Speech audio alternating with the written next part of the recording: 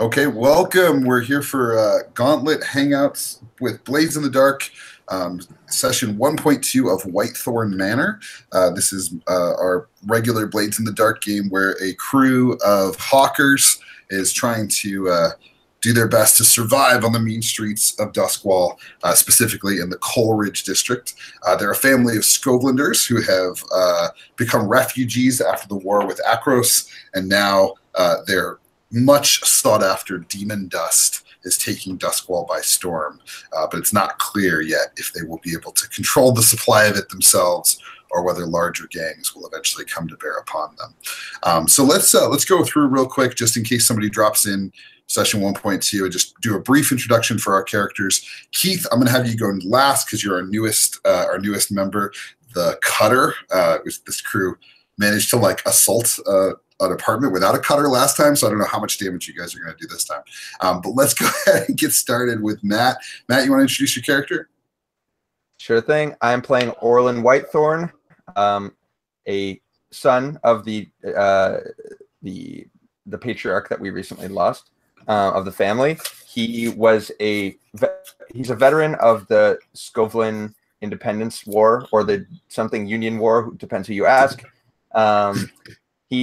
He's a little battle scarred, a little traumatized from that whole thing, but he tends to hold it together pretty well. He kind of runs logistics and kind of some of the on-ground stuff for the operation. He's got a pet mongoose named Dart, and he's got a lot of guns.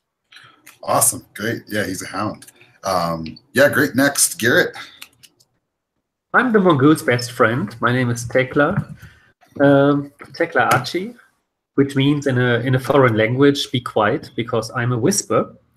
I'm a daughter in the family, but I was lost for a long time because I lived in the underground and got to know pretty strange friends, among them demons, as it seems. So, and one of those demons is living in the well in the Manor, and it's a great snake, or that's how I call the demon. And sometimes I go down there and get the secret sauce for our demon dust drug, which we produce. It's a machine-made drug, however, just with the right demon spice on top of it, it makes it so special. And last time I made a new friend. It's an alchemist, and he found us so brilliant that he wants to work for us. Yes, he does. He is very captivated by your connection to demonic forces, which have been speaking to him for some time. So we'll see how far down the proverbial rabbit hole the two of you go. Let's see. Fraser, how about you? I am Quest Grind, the lurk of the family, which I believe I'm like the middle child now, right? I think that's what we decided. Yeah, or are you the young? Maybe you're the youngest because you were the one they were trying to keep out of everything. Oh yeah, right. Yeah. I remember. I'm a salty academic who thinks my life is worse than my brothers who went off to war. So I'm a good person fundamentally. I just have to discover that. I'm a machinist, and I can perform feats of athletics that verb on the superhuman. And last time I was getting rid of all our heat. Yes, you spent a lot of time in the last session trying to cover for your messy brothers. Exactly. They're so dirty. Awesome. Good. Now we have a new character that we're introducing for today's session. Keith, you want to tell us about your character? Yeah, I'm playing Jan Whitethorn. I think Jan is actually a nephew of the patriarch, which makes me a cousin to the other family members present. Our first cousin. I am playing a cutter and a thug, but don't let the thuggery be misleading. Jan is a very dapper, well-dressed gentleman, consistently and wastes all of his ill-gotten gains on a variety of top and bowler hats and good-looking clothes. And despite all that, he is, in fact, freakishly strong. And it's well understood that he's not someone you want to get on the wrong side of. I love it. Good. So for the purposes of the fiction, where were you in last session? Are you just getting to Whitethorn Manor? Do you have a particular reason you've come a calling to the crew, or have you kind of been around and we just didn't see you last time? As my background, I had chosen trade, and I think that when the family was, before we sort of fell on hard times and had to turn to life of crime, as it were, I had a job as a liaison to the Scotland consulate. So I think I was probably tying up some loose ends there, maybe doing a little something to keep the consulate either informed or misinformed, depending on your perspective as to exactly what the Whitethorn clan is up to these days. That sounds good. Yeah, maybe you had to go and put some things to rest for the patriarch, right? And file some final paperwork at the office. As it were. In the Imperial City. So you actually had to buy a train ticket and go on the Ghost Line to the Imperial City and file things. That's awesome. I love it. Great, but you're back, and you'll be a part of today's session, which will be excellent. Good. So last time we basically set everything out. We were a crew of hawkers. The initial reputation you all had was subtle. You've been known to move merchandise very subtly to not attract a lot of attention. But you seized the day last time and assaulted the holdings of the Circle of Flame and earned yourself a new reputation, which is direct.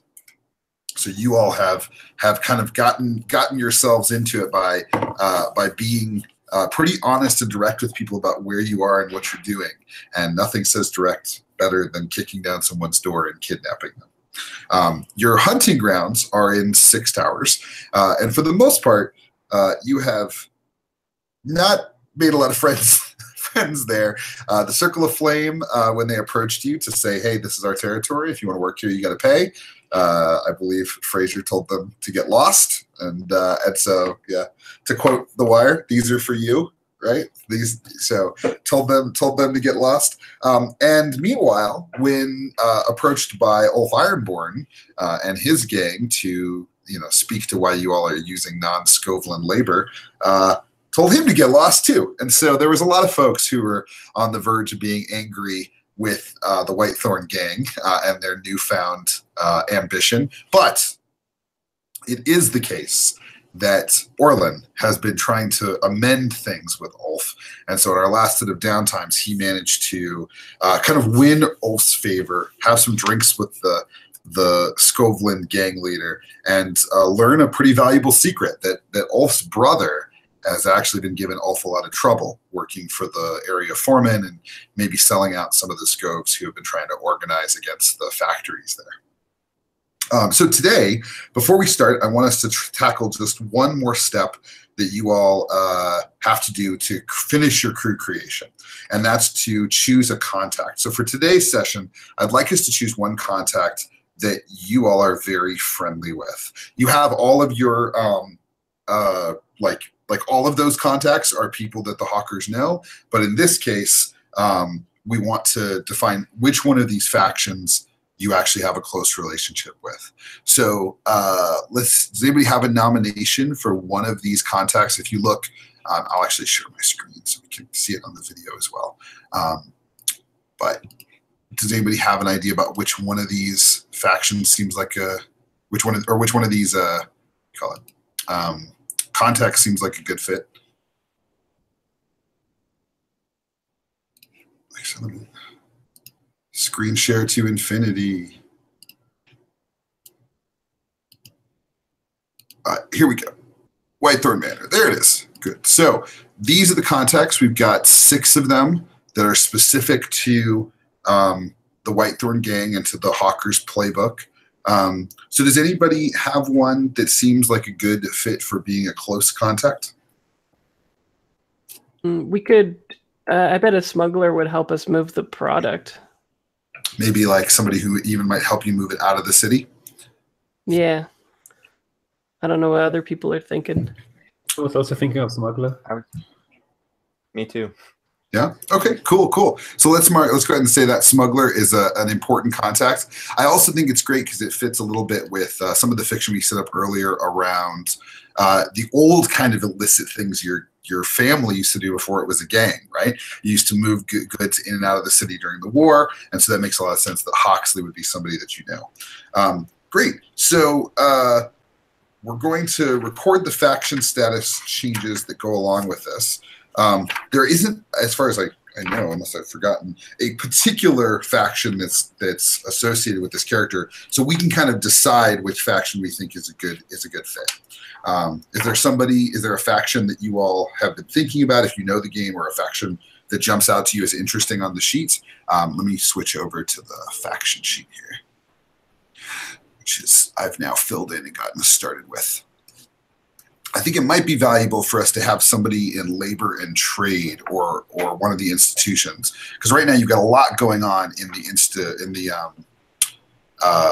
the underworld mode. Right. Lost her actually a +1 with you guys. One that nobody in all the AP that I've ever seen, nobody really ever engages with it, is the ciphers, and I think they're really cool. Yeah, why don't you pitch them, Fraser? What's the ciphers deal?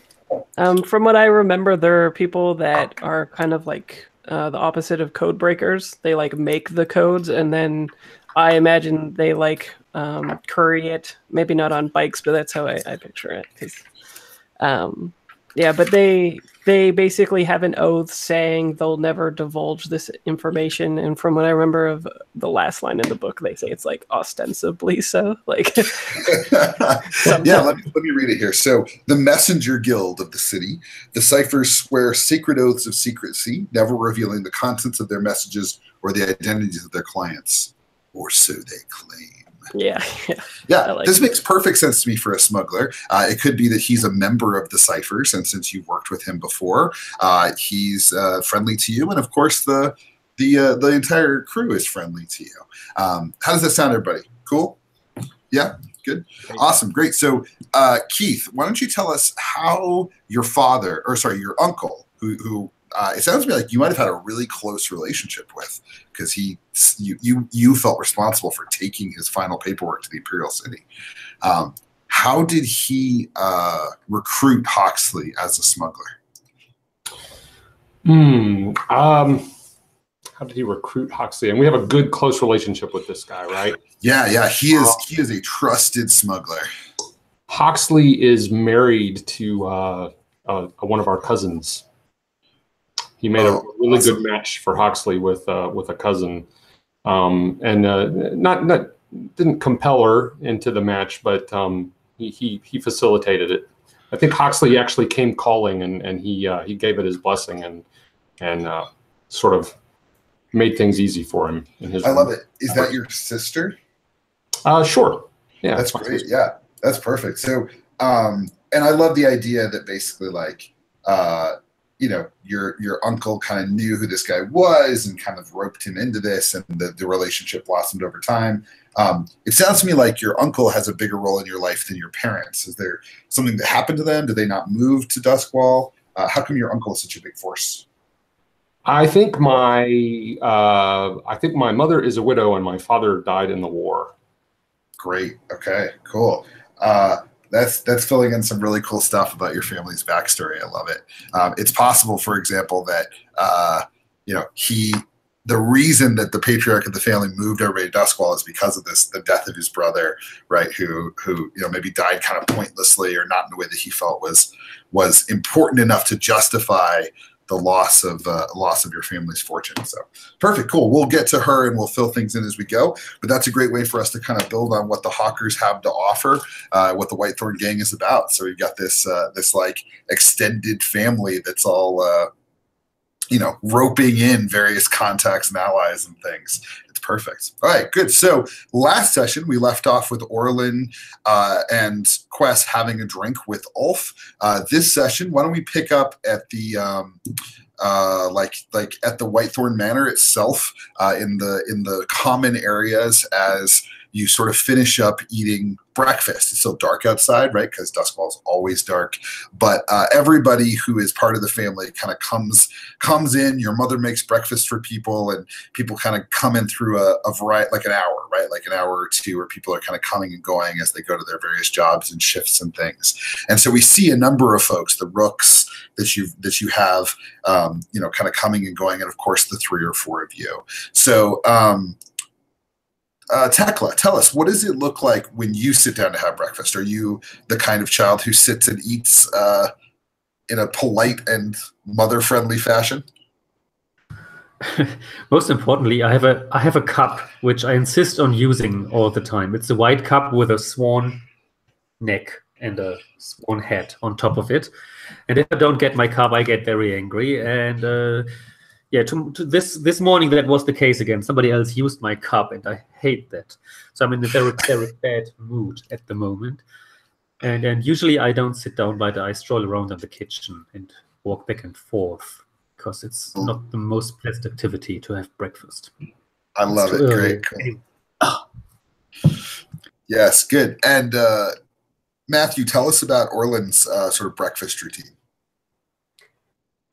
I think he eats the same thing every day without fail, because he's a man who knows what he likes and he sticks to it. He kind of shores up his table manners a little bit for Mother out of respect. You know, he does very much respect his mother, but he still takes huge bites. He's reaching across the table a little bit, so he'll be towing out of line sometimes, but he eats quietly and feeds a bit to Dart every once in a while.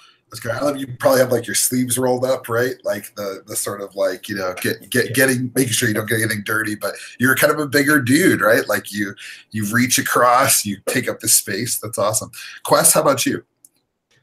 Yeah, I'd like to think that we like complicate what our mother is like, because so far we've only seen her be kind of like mean-ish to us, but maybe it's like a completely different light. Like when this centers on the second episode, everybody's like, oh, she's like really motherly and she's like nourishing her kids and she's really kind and all that kind of stuff. So I really like the juxtaposition. But yeah, I think it's similar. I think she knows all the things that we want before we know we want them. Oh, that's great. And so, yeah, like I probably like don't even need to reach for something. I just like have it plated in front of me and it's exactly what I wanted. Yeah, that's great. I love also maybe Tekla that she, like, as you're freaking out, she like reaches around behind the cabinet and pulls the cup out and gives it to you, right? Like to placate you, right? Like she just knows everybody's stuff. Yes, that one. Yeah, exactly. She pours stuff in it. That's great. So I think it's a great scene for you to enter on, Keith. So what does it look like as you come into the house where the family's eating, maybe another yet unnamed sister or two around, cousin or two around? What does it look like when you enter the room? Does everybody stop and look at you like you've been gone for a while, right, to go take care of this? What does it look like? So I think Jan actually returned very late the previous evening. Oh, great.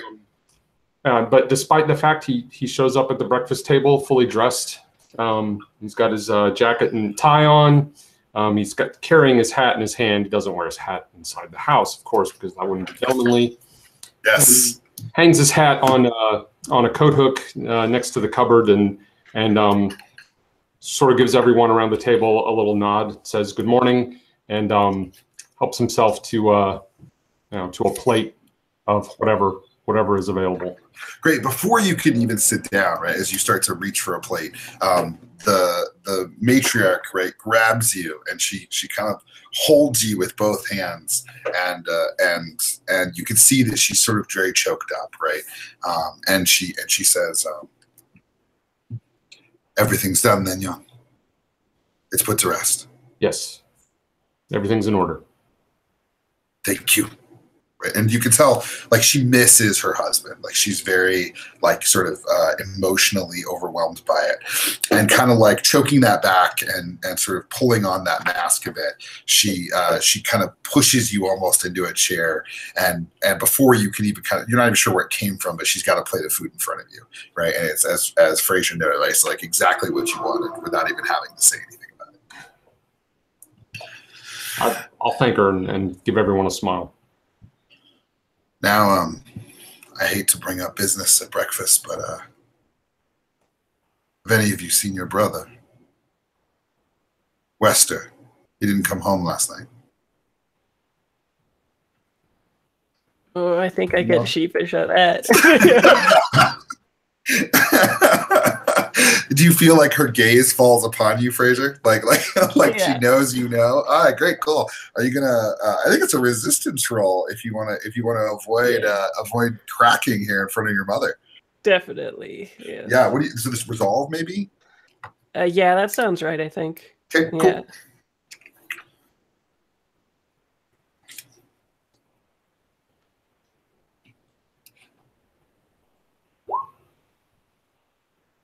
Nice.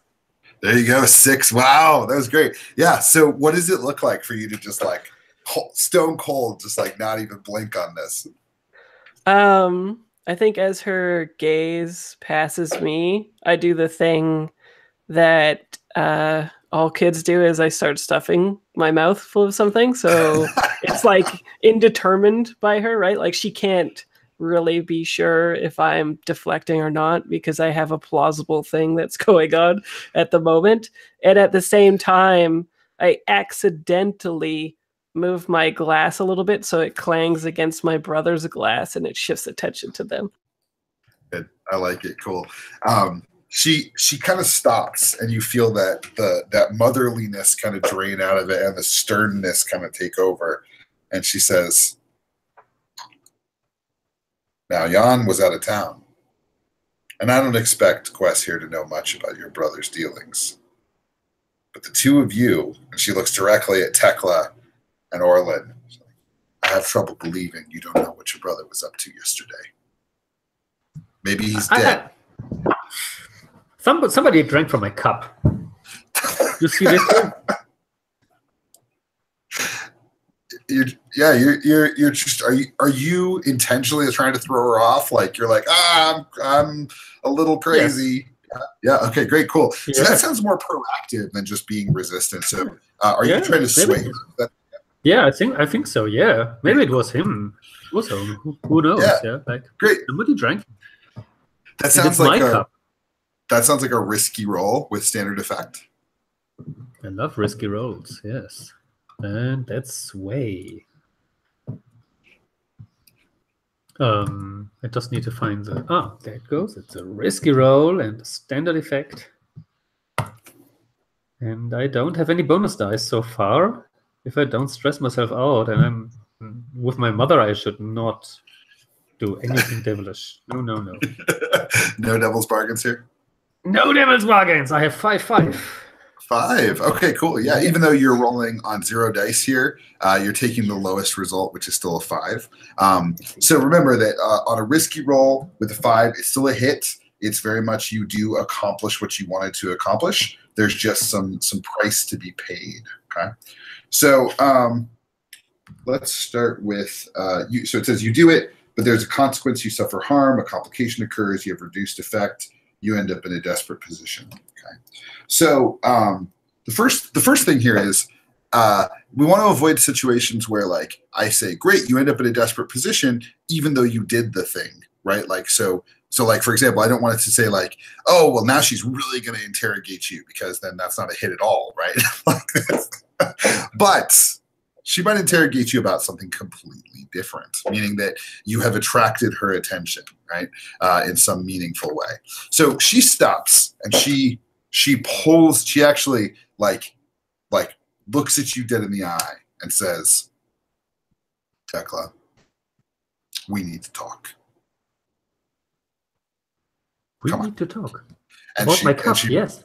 She motions you into the kitchen. Okay, looking over my shoulder to my brothers. Orlin, do you do anything to save him or her? Orlin, it's your chance. I think it's great potatoes, Mother. Thank you. Sorry, Tekla, you're on your own. So Orlin could have stepped up to face the danger instead of you, which is a protect move, right? Like you protect somebody, you take the danger for them. Perhaps you could even resist if you'd like. But no, it looks like you're getting dragged into the kitchen. So as the other brothers sort of finish eating whatever they're eating, their eel bacon, I don't know, eel breakfast foods. I like everything has eel in it because I just love it. And the various sort of potatoes and mushrooms that are grown underground. The two of you end up in the kitchen, and in a kind of a hushed whisper, she says, "Tekla, last night I saw you climbing out of the well. You've told me before that you were just down there to look around. But I'll be honest, I'm worried about you. You aren't mixed up in anything, are you? You aren't talking to things again.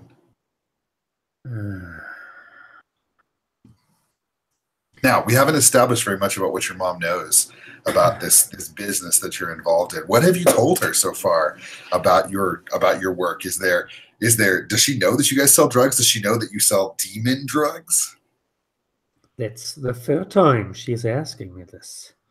And it's every time she's under strong tension. And every time she's willing to forget again, because she knows that somehow money ends up at home. And when she asks too many questions, then this money could someday not come anymore. And so yet, it's about, again, to me calming down to calm her down. And I hate that. Yes, but this is a desperate role, right? Meaning that for some reason she's concerned enough to maybe penetrate that barrier of ignorance that she's put up. She can penetrate the neighbor again if she wants to. But she shall stop asking questions. I hate that. Great. So what do you do about it? She's pushing on you. What do you do to escape her? I literally turn a cold shoulder to her. I'm not responding to any questions to her. But I'm taking a sharp knife, and I use that sharp knife on a vegetable in the kitchen. And I use it in a manner which expresses my anger and how I try to calm down my anger by pushing it into a different direction than hers. Great. So you in some ways are intimidating her, right? Like it sounds to me like you're trying to push her away, right? I like the way you think. Yes. Yes. Good. Okay. Cool. So I would suggest, and again, it's always up to you to tell me, but like it sounds a little bit like a command role. Like you're trying to sort of push her away, not to convince her, but to actually tell her like you don't need to be asking these kind of questions. Yeah, she can be happy that I'm not trying to attune to the spirits around. Indeed. Yes. It's a command. Yes. But this Good. stresses me out. So I would push myself in this. Because, it's like the perfect situation to take some stress. So I take 2 stress and can roll with 1 die, right? Yeah, totally. It's good. Is this risky again? I think so. Oh, this is desperate. It's desperate. You get to mark an XP for this. I mean, you are in a tough spot. Right, exactly. It's your mom, right? And you're just like flailing, trying to get her to drop this.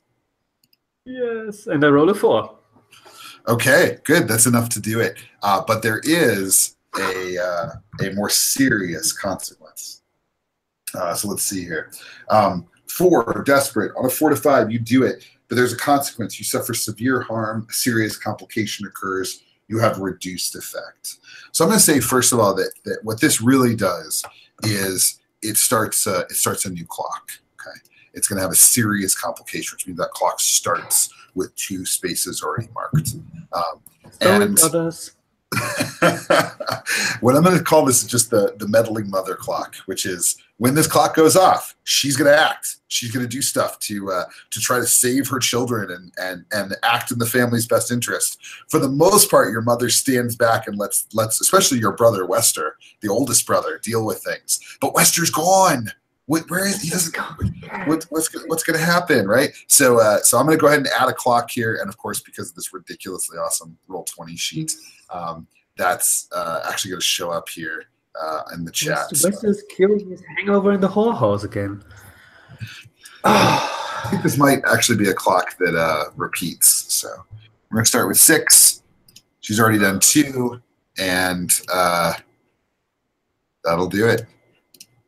Bam, new clock. Okay, great. Now back to the dinner table. As she withdraws from you as you're cutting up the rest of the potatoes angrily. Quest, Jan, Orlin, are you all discussing a new job? Are you sharing information? What does it look like as you sort of start your day start your day in Duskwall? Yeah, maybe it like cuts to us if you guys are amenable to it to like in media res talking about the job or in medias res or whatever, however you pronounce that. In media res, yes. Yeah. Maybe like I know the one that I think I was leaning towards was not the one that I got from the contact, but by getting Ulf off our back, because that's the one that Mother was on our ass about. I don't know about you guys. Yeah, good. Orlin, do you want to start by maybe explaining to Jan what the situation is like? Sure thing. So I imagine we'd have like bantered a little bit about Imperial City. Like I probably would have teased him about, you know, hanging around with the upper crust a little bit, and then eventually we get on to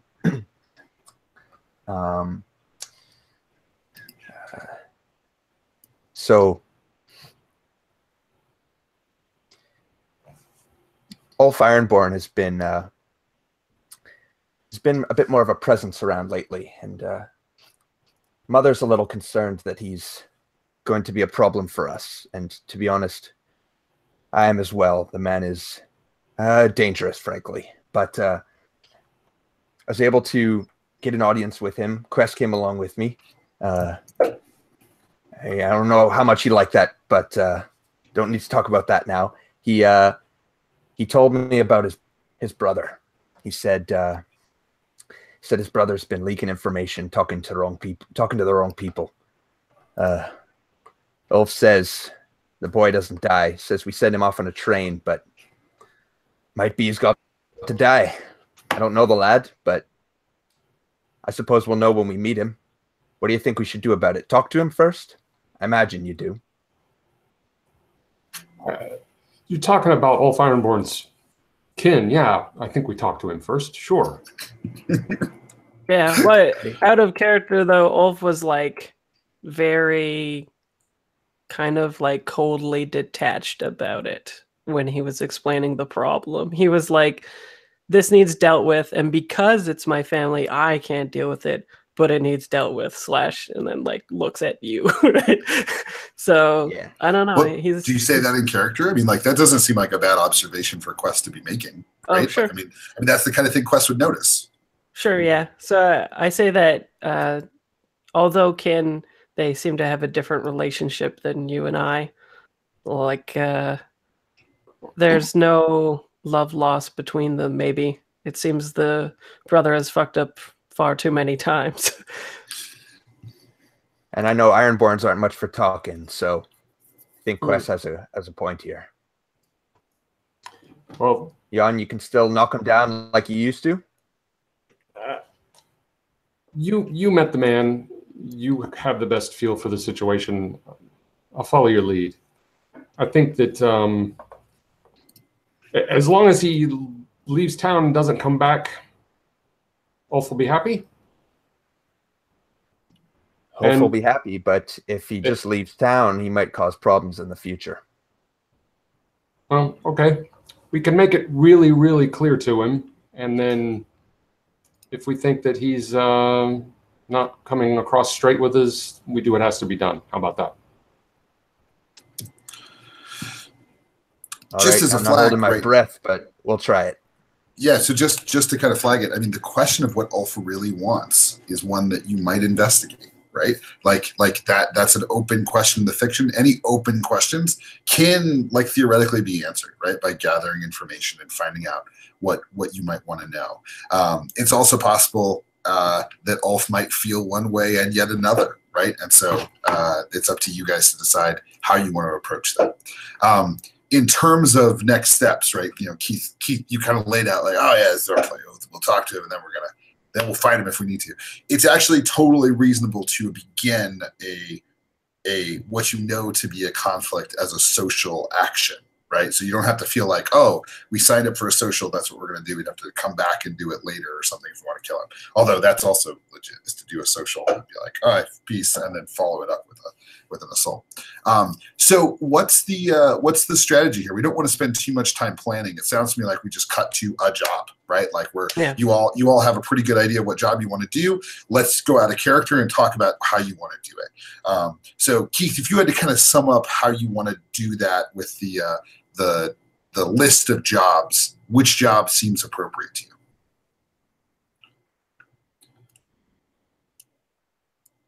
You're muted right now, Keith. You're muted.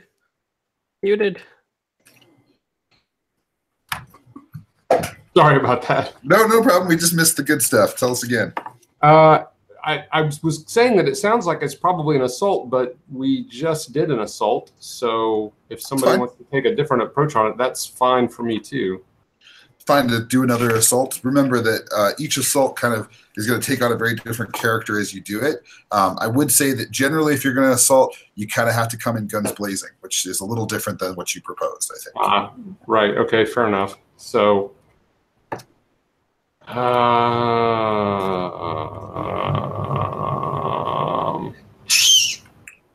don't know. Somebody help me out here. Somebody throw me a line. I'm thinking it would either be socialized because you want to talk to him first, or stealth. We get to him in a weakness, and then from there we, get information from him and move to other possibilities. I like that. Stealth's not my long suit, but I like that as a plan. That's pretty cool. To fully disclose as well, that is my XP trigger, so that's what I usually go for. So. Yeah, that's great. We talked a little bit about that last time, about like breaking in, and you all didn't necessarily have a good way to do that last time. That might be a really cool way to be both subtle and direct, right? You're subtle, you show up unexpected, then you're like, fuck you, do what we want, right? And that very much matches what your gang is about. That's very cool. Cool. So just to refresh, in order to do this job, make an engagement roll, we need to have the point of infiltration. I'm not sure we have that yet, right? You know who this guy is. Let me give you a little bit more detail about it.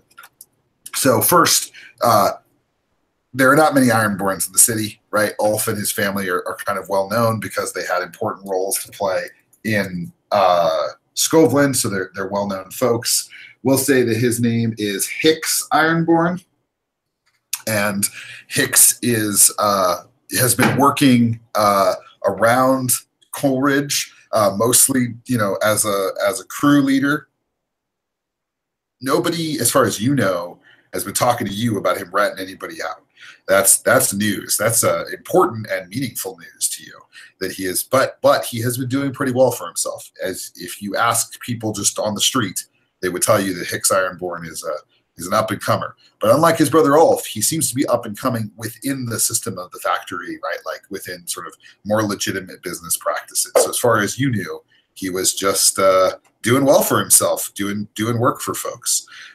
So this might be a great time to talk about gathering information. Last time we didn't do a lot of gathering information. The information that you got from the Lost was enough to kind of just make things happen. But you all can, as you want, like kind of free play, going in places and asking questions, figuring out what people are about. The character sheet has a nice little list of questions you might ask, including who's most dangerous here? What do they intend to do? How can I get them to X? Are they telling the truth? Those kinds of gathering information questions are great, but you can also ask questions like, what does Ulf really want from us? And where might Hicks live? These are also good questions for gathering information. So where do y'all want to start? Well, one thing we know is that Ulf told me that he was working with the local factory foreman, so we could either go and speak to some of the workers there, see what they know, or we could try and track that guy down and get some information out of him, or it could be a sneaky thing, but that would be a lead, I think, that some of us could follow up on. Cool. Other ideas? Let's get a couple other ideas out there before we commit to anything. I do think it's maybe good to clarify what exactly Ulf meant. He was a little ambiguous, so. Cool. Like if we end up escalating to violence, that might be not the thing that he's looking for, or alternatively, he wants violence. So. Yeah, it could be that Ulf is just using us to get his brother out of the way for whatever reason. Like it might not even be everything that he says it is, but so I think it's worth checking out. Cool. Any other ideas? Wasn't Ulf once mentioning that his brother is also into devil's dust? Because if so, if he has ever tried it, then I can consult the spirit world or the demon world. I don't know exactly, because there's always a little trace left to see what in what kind of mood he is, or what kind of It's always a little bit dangerous, I guess. Yeah, because we have the good stuff, right? Yeah.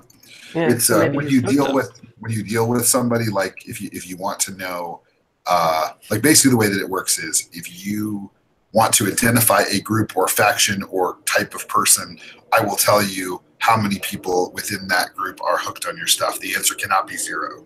It's more than that. It was like the good stuff, yes. And my idea is that I have, because there's this demon secret source in it, I have a possibility to trace that, to go through the spirit world into that direction and gather information through the spirit world. So there stays a certain link. Does that make sense? Yeah, the ghost field always has remnants, and you can always kind of work your way through it. I love it. That's very cool. Yeah. So there's 2 ways to do that, right? One is to do an entire occult job to like break into somebody's brain and find out what they're thinking and what they were up to. Another way is just to attune. And that I would always say that is dependent on the level and importance of that information. So for this, this doesn't seem like a whole job to me. You just want to know what Hicks is up to. That seems like a single role, right? To gather information in attunement. Does that all make sense? Yeah. Yeah. What kind of mood he is into? Yeah. Yeah, totally. So that sounds good. Okay, cool. So there's a bunch of stuff on the table. Let's go ahead and get started with some of it. So Orlin, I love the idea of you going and chatting with some of the union guys that Hicks allegedly works with and works for, but has been maybe selling out, and maybe finding out some information about him. That might be a great scene to take Jan along with you. How does that sound? That sounds great. Works for me. Yeah, cool. Okay, great. So let's open with that. So we'll say the factories make stuff, but they make all kinds of different things. Each factory is its own sort of ecosystem. One makes armor for the Leviathan ships. Others make various like mechanical components that go to Brightstone to be used in various an assortment of stuff, Church of Ecstasy things, that kind of stuff. So lots and lots and lots of different kinds of places. Each factory has a tendency to like fire everybody one day and hire them back the next. But the union organizers and the union workers have gotten enough of a hold that there's some tension between the Coleridge factories and the people who work there, most of whom are Scovelanders. And so as the two of you come up, you find yourself approaching a group of union folks who are eating lunch out of their kind of metal pails that they have. So who's taking the lead here? Orlin, is this you? Are you going to consort with folks? Is that the idea? Try to build more of this relationship? Well, I think that it looks like Jan actually has more consort than me, and not just to put it to a mechanical level, but I kind of like that Orlin just uses his clout to get into these conversations, but Jan is the one that actually does most of the talking because he's much better at it. That's cool with me. Jan, is that good with you? Yeah, that's fine. Great. Okay, cool. So let's put together a role for this. This seems relatively controlled to me as you're approaching these folks. If you want to help out, of course, you can. Now, if you want to make this a downtime action to acquire a particular asset or something, that would make sense, but this seems like a regular role. It doesn't seem like a downtime to me. Okay, so give me a hand with the character sheet here. I've got consort, and I'm going to click it, and it's going to tell me how to set the stakes, or...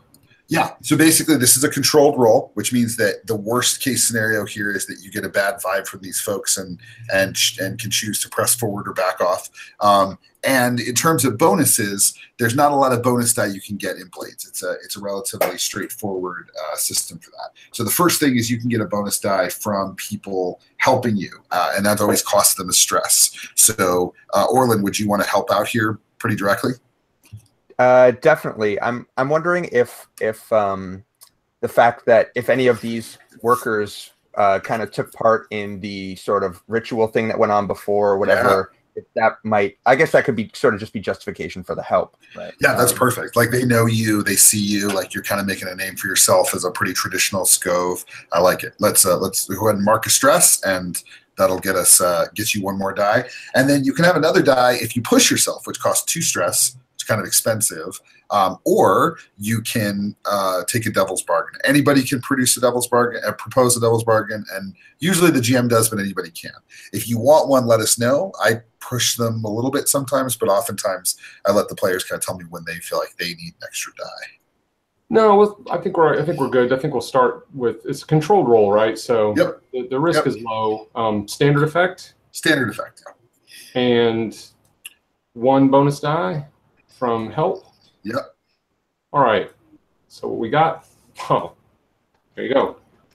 A 6. Bam. Right off the bat. Cool. So on a 6, you do it, right? And a 6 is always kind of, when we say we do it, like it means you get your sort of full standard effect. Now, if it's not a downtime, but if you're ever willing to kind of, I guess that's more for a devil's bargain. Like it may be like you put some coin into people's hands, that kind of thing.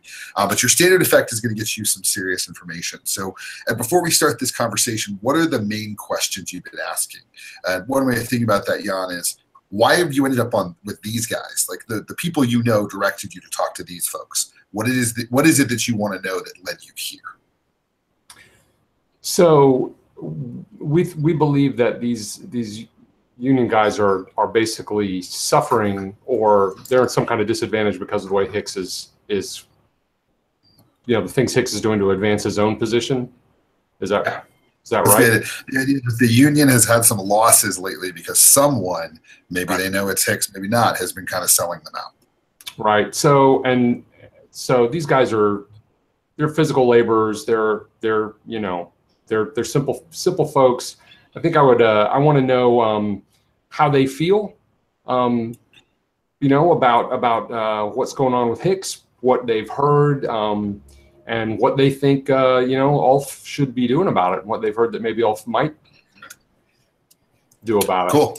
And then once I've ingratiated myself with them a little bit, I'll see if any of them know anything about Hicks that could be useful to us. Like, is he well known for keeping prostitute in a particular brothel, or does he have a particular place he likes to go do his drinking, or where's a good opportunity to maybe say I've talked to somebody and they wanted him to maybe have a conversation with Hicks. What would be a good opportunity to do that? Good. So we're going to play out the whole scene, so don't worry about all those details as much as the core question I'm hearing is, where might Hicks be vulnerable? Right? That seems to be like the most important thing you want to know. And that's great. And that means that during this conversation, I'll be sure to give you that at standard effect. Okay. Right. And that kind of does it. So yeah, as you walk up to the 3 or 4 of them, a woman, she's kind of smaller, bright red hair, like kind of tied up messily, right? But as you walk up, she stands up and all the guys are like, oof, they're gonna let her handle this. And as she sees you coming, she's like, Jan, everybody said you were dead. And she holds her hand out. And where do you know her from? Like, you just like she likes you, but where do you know her from? Where did you meet her originally? Back in Scotland or yeah, here back in Scotland before the family moved. That's great. She was a teamster, and I used to talk to her all the time, in our more legitimate trading days. I like it. Yeah, she was actually somebody who used to do real business with you. I like that a lot. That's cute. We'll call her Brenna, right? And she, if you take her hand, she actually pulls you into a hug, and like she's just this she is tough as nails, right? Like she used to run a crew. Guys are scared of her. Like she is serious business. And she says, and who's this? And she kind of like nods at Orland. You don't remember Cousin Orland? No, he was in service back in the day, so you may not have had the opportunity to meet Orland. Brenna, solid as the pillars of the earth. She almost does a little fake curtsy at you, and she says, "Thank you, my lord, for your service." Now forgive me. It's a pleasure to serve my country. She says, you take me the wrong way. Scotland independence ain't my thing. But anybody who lost an eye, right? I got to give them something. I'll take what I can get. Now, it's not that I don't care about what you're fighting for. I'm just saying anybody who stands against the Empire doesn't stand a chance. And while I'm invested in all the losing battles I can take, and she gestures back at the other dock workers, there's some that have been much for me. You understand? Business is business and war is war. Make all the comparisons you like, but it's a different world out there. A different world indeed. What can I do for you, Jan? You looking for a job? You want work? Well, I'm just chasing down, some word on the street, some rumors, some stories about Ulf's brother, Hicks. I've been told not to drop his name in certain company. Everybody, all 4 or 5 of them, plus her, kind of get real nervous when you say Hicks. Real nervous. Yeah, it's kind of the reaction I've seen around a little bit. I'll look around, make a show of, making sure nobody's in earshot. She says, "Why don't you guys take lunch?" Right, and she dismisses her crew. Right, like they like take off. Right, all of them are happy to leave. Sure. Who sent you? Well, let's just say hypothetically somebody thinks Hicks needs to be straightened out. Hypothetically, is this person his brother? Let's imagine that it is. Well, hypothetically, I'd be telling his brother. People are talking. They're saying that maybe Hicks ain't an Ironborn. I think maybe he's heard the same thing. What about you, military man? What do you think?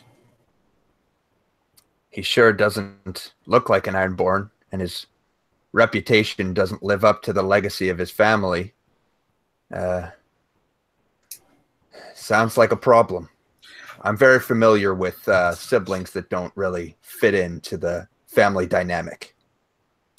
But your siblings, from what I hear, are cheeky and fun. They consort with demons and make powder that sends you to another world. We've all got demons, girl. Let's not get too far off the subject at hand. All right. You want to talk about Hicks? So, let's say we're going to straighten Hicks out. We're going to settle his hash. Where would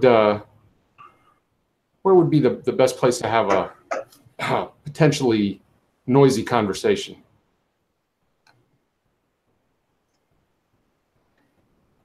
It's a dangerous question.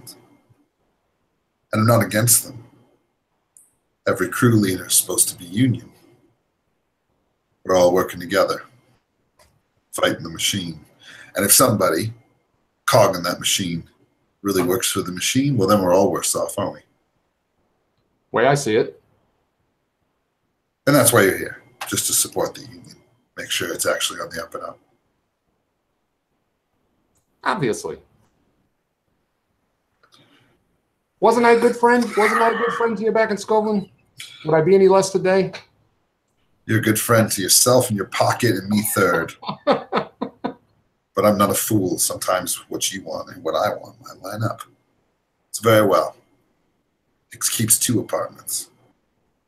One that folks know about and one they don't. Don't ask me how I know about the second.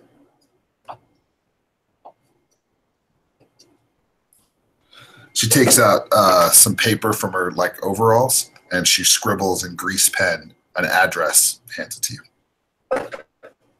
you. Can't say he sleeps there every night, but he sleeps there more than he sleeps at home. Sounds like a good start to me. Promise me this. One more question for you. Go ahead. What kind of relationship have Ulf and Hicks had lately? What have you seen of the 2 of them interacting? Anything? Does he come around here?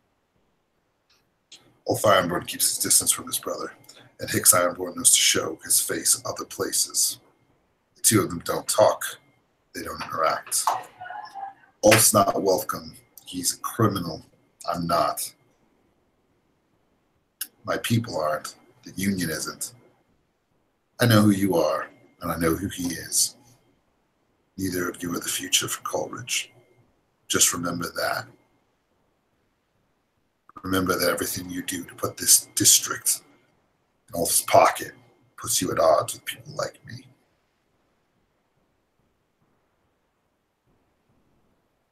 Well, maybe not everything. Promise me this. I stay out of it. I don't need any trouble. Found a scrap of paper lying on the street. I did. Lucky break. Lucky break. I like it. Yeah, she claps you on the shoulder and like heads off to where her crew is eating lunch. All right, cool, good. Anything else for the scene? You guys good? I think I'm good. I'm clear. Awesome, great. Okay, quests. You, I believe that our illustrious ghost whisperer is going to check out the ghost field first, which I think is a nice interstitial scene between two talkie scenes. So get ready for after that. But let's jump to Tekla talking to the ghost field. Now, if you'll notice, I've added an expert to your all's crew sheet. Advancement in blades, I think, is prescriptive and descriptive, meaning when you get something, I'm gonna like give it to you, right? And in this case, you managed to convince an alchemist not just to take your goods and sell them as his own, but actually to join your little freaky weird cult, Tekla. So that means that you now have an expert on your sheet. And it also means that you need to give that expert some edges and some flaws. So the first one is, I was thinking that you might want to have the edge, meaning like good thing, of loyal, right? Because this edge, or this person, this Tychrosi alchemist, has been kind of completely consumed by you and your crazy demon stuff, right? Yes. Awesome, good. As for a flaw, I was thinking that you might make him unreliable, meaning that he isn't always available to other obligations, or in this case, stupefaction from his vices. That he's not good at controlling himself, since he's kind of lost his way and found himself in your clutches. Yeah. It even worse. We think so even more than he actually is, and because we treat him like a mad scientist, he is one. Right, he's been freed from the damned standard schedule that he used to keep. Now he's able to stay up for days on end working on things, etc. Okay. Yes. Great. So why don't we start? We'll say that he is like, because I want to see this in the fiction right away, because last time we saw him loyal, he is like passed out in your like lab right next to the various machines and things, and in the darkness you start to attune to the ghost field. What does that look like? Yeah, can I just ask Kresk if he wants to join us for this scene, because Absolutely. He's our machinist, and I imagine one of the machines at least is like a sewing machine. This goes like tick tick tick tick tick tick tick tick tick tick tick tick, like a sharp needle going into something, and we just don't know what it is. But yeah, you shouldn't get your hand inside there, right? Maybe. It'd be neat, since I know we're going on a job. Maybe I'm using the machine to cut our blades, and then the runoff is going wherever. And I like it. Maybe in the scene of this, like, we see all the sparks coming off the blades as it's machined, and it's kind of your white noise as it kind of like surrounds you, and then it kind of like, goes into CGI mode as you attune to the field. Yes, yeah, that sounds great. It's kind of swirling around. Yeah, that's awesome. I have a white leather shirt on, just to protect myself against the sparks and everything what comes from the machine. Yes. And then there's the alarm sound running, because the machines now go on full speed, and that means full speed that everybody should leave the machine room except for those who know what they're doing, as we do. That's great. Yeah, and there's maybe, like I said again, a cousin or two who's like floating around, who like sees that happen and is like, I'm out, right, and like totally exits, leaving the two of you and the unconscious Tychrosi like passed out in this location. Great. So let's go right to a roll to kind of set the scene. So first, seems like it's definitely risky but not desperate. You've done this before. It's not the first time. If you would like to help with your sparks and your environment, Fraser, I think that's awesome. If you want just that to be flavor, that's cool too. Yeah, I was going for a help with that. Great, cool. Mark a stress for it. Garrett, you are all set to make your roll. Standard effect, risky, with all your attuned dice and of course one from your brother. You also can take a devil's bargain or push yourself. Are you interested in a devil's bargain? No, I love my brother, and 3 dice are all what I need. You don't want to be selfish. No. It's like there's a lot of devil here around us, devil dust, but no bargain. No. And there's one that has some meaning, right? But there's a 6. But why do I have 4 dice? You have 5 dice here. I think you're gonna need to re-roll. You should. Did you put in 2 bonus dice? Possibly accidentally. Sorry. I can roll that just again. roll Or we just take the first 3. That would also be okay. first 4 is cool, or first 3 is good. Yeah, that's fine. So 1, 6, 3. In this case, the 6 carries it, so that'll do it. Yeah. You get a full success, right? So let's be clear. What questions are you asking? What information do you want to gather during this conversation? Yeah, and there are these helpful questions on my sheet about gather information. And so I asked like a little bit implicitly, what do they intend to do? So what's his state of mind? Like, does he have something like a strong ambition, which is like an impulse or something, what he wants to do, Alf's brother? Yeah, that so is you want to something know. You want to know about his motivations, kind of who he is and what he wants from this. Yeah, I guess it's like the most exciting moment of his day is like strong enough to go through the ghost field and reaches my brain. Yeah, and it's also like he is. First of all, you want to know who near him has been kind of using this stuff. It may not be him, right? That's important. And then also kind of what his impression is, right? So yeah, so I'm going to say that. He has a number of folks who are close to him who are kind of his like toadies and things like that. He's not nearly as powerful as Ulf is in terms of like he doesn't have a gang. Like Ulf has a tier 1 gang. Hicks does not. And instead, he's got a couple of close friends who kind of run errands for him or do things. One of whom is crazy hooked on demon dust. And as you reach out into the darkness, you actually feel yourself catching something like a handle or a hook or something. And as you pull it back, you feel like you're kind of opening a door that stuff spills out of onto the floor, almost like clanking metallic things. And Quest, as you look on, if you look from one angle, you see nothing.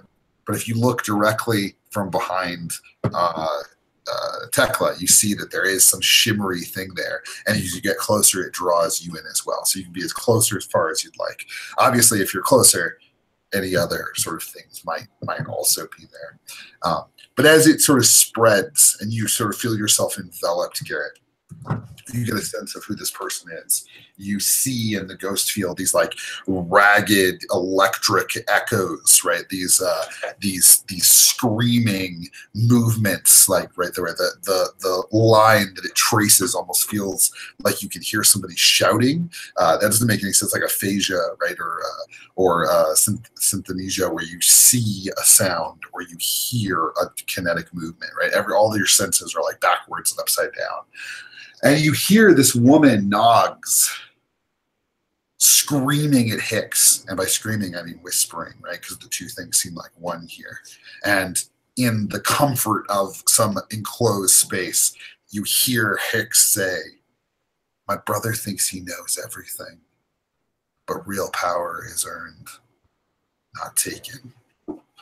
And you get this incredible impression that Hicks is playing the system. He thinks he knows how to get ahead. He has no ill will towards his brother, but he thinks he's a fool. And from Nogs, you hear this kind of concern, this dancing blue electric concern that surrounds him and her and this thing that they have, whatever it is. Oh, yes. And these very important words he was saying, I say them aloud, so everybody in the workshop can hear them in his voice. Yeah, that's great. My brother thinks he knows everything, but he's a fool. There's something much bigger going on. Yeah, that's good. Quest, do you say or do anything while all these spirit energies are swirling around? I think I just move towards my sister, and it might be like one of those times where I'm fully taking her measure. I think before I was like, oh yeah, like Dustwall has some ghosts and shit, but whatever, yeah, there's demons and stuff. But now with all this, I'm sort of like, oh, my sister's kind of legit. Okay. Yeah, she's the real deal for sure. Yeah, great. As things start to recede, right? As Nogs's echo, and you don't know anything current, right? All you know is from the last time she used, right? Like as it starts to recede, you hear the Tychrosi like look up at you and say like, "What was that? Did I miss something?" Oh, hey, be polite. That's great. Cool. Awesome. Good. Okay, Quest. Let's jump to you. That was awesome. Any other questions, actually, Garrett, before we switch? Anything else you wanted to know, or is that good? Perfect. Thank you. Great. Cool. Fraser, where do you go? Who are you trying to meet? What do you do? Yeah, I don't know. Do we need more information? I mean, you wanted to know what Ulf wanted. Was kind of the Oh, scene yeah, that yeah. she wanted to hit. Yeah. Maybe I'd go to the tavern, the same tavern where I went with the blue coat, and wait for his lads to get flappy mouthed and while they're drinking, and I'll just nurse my drinks. Yeah.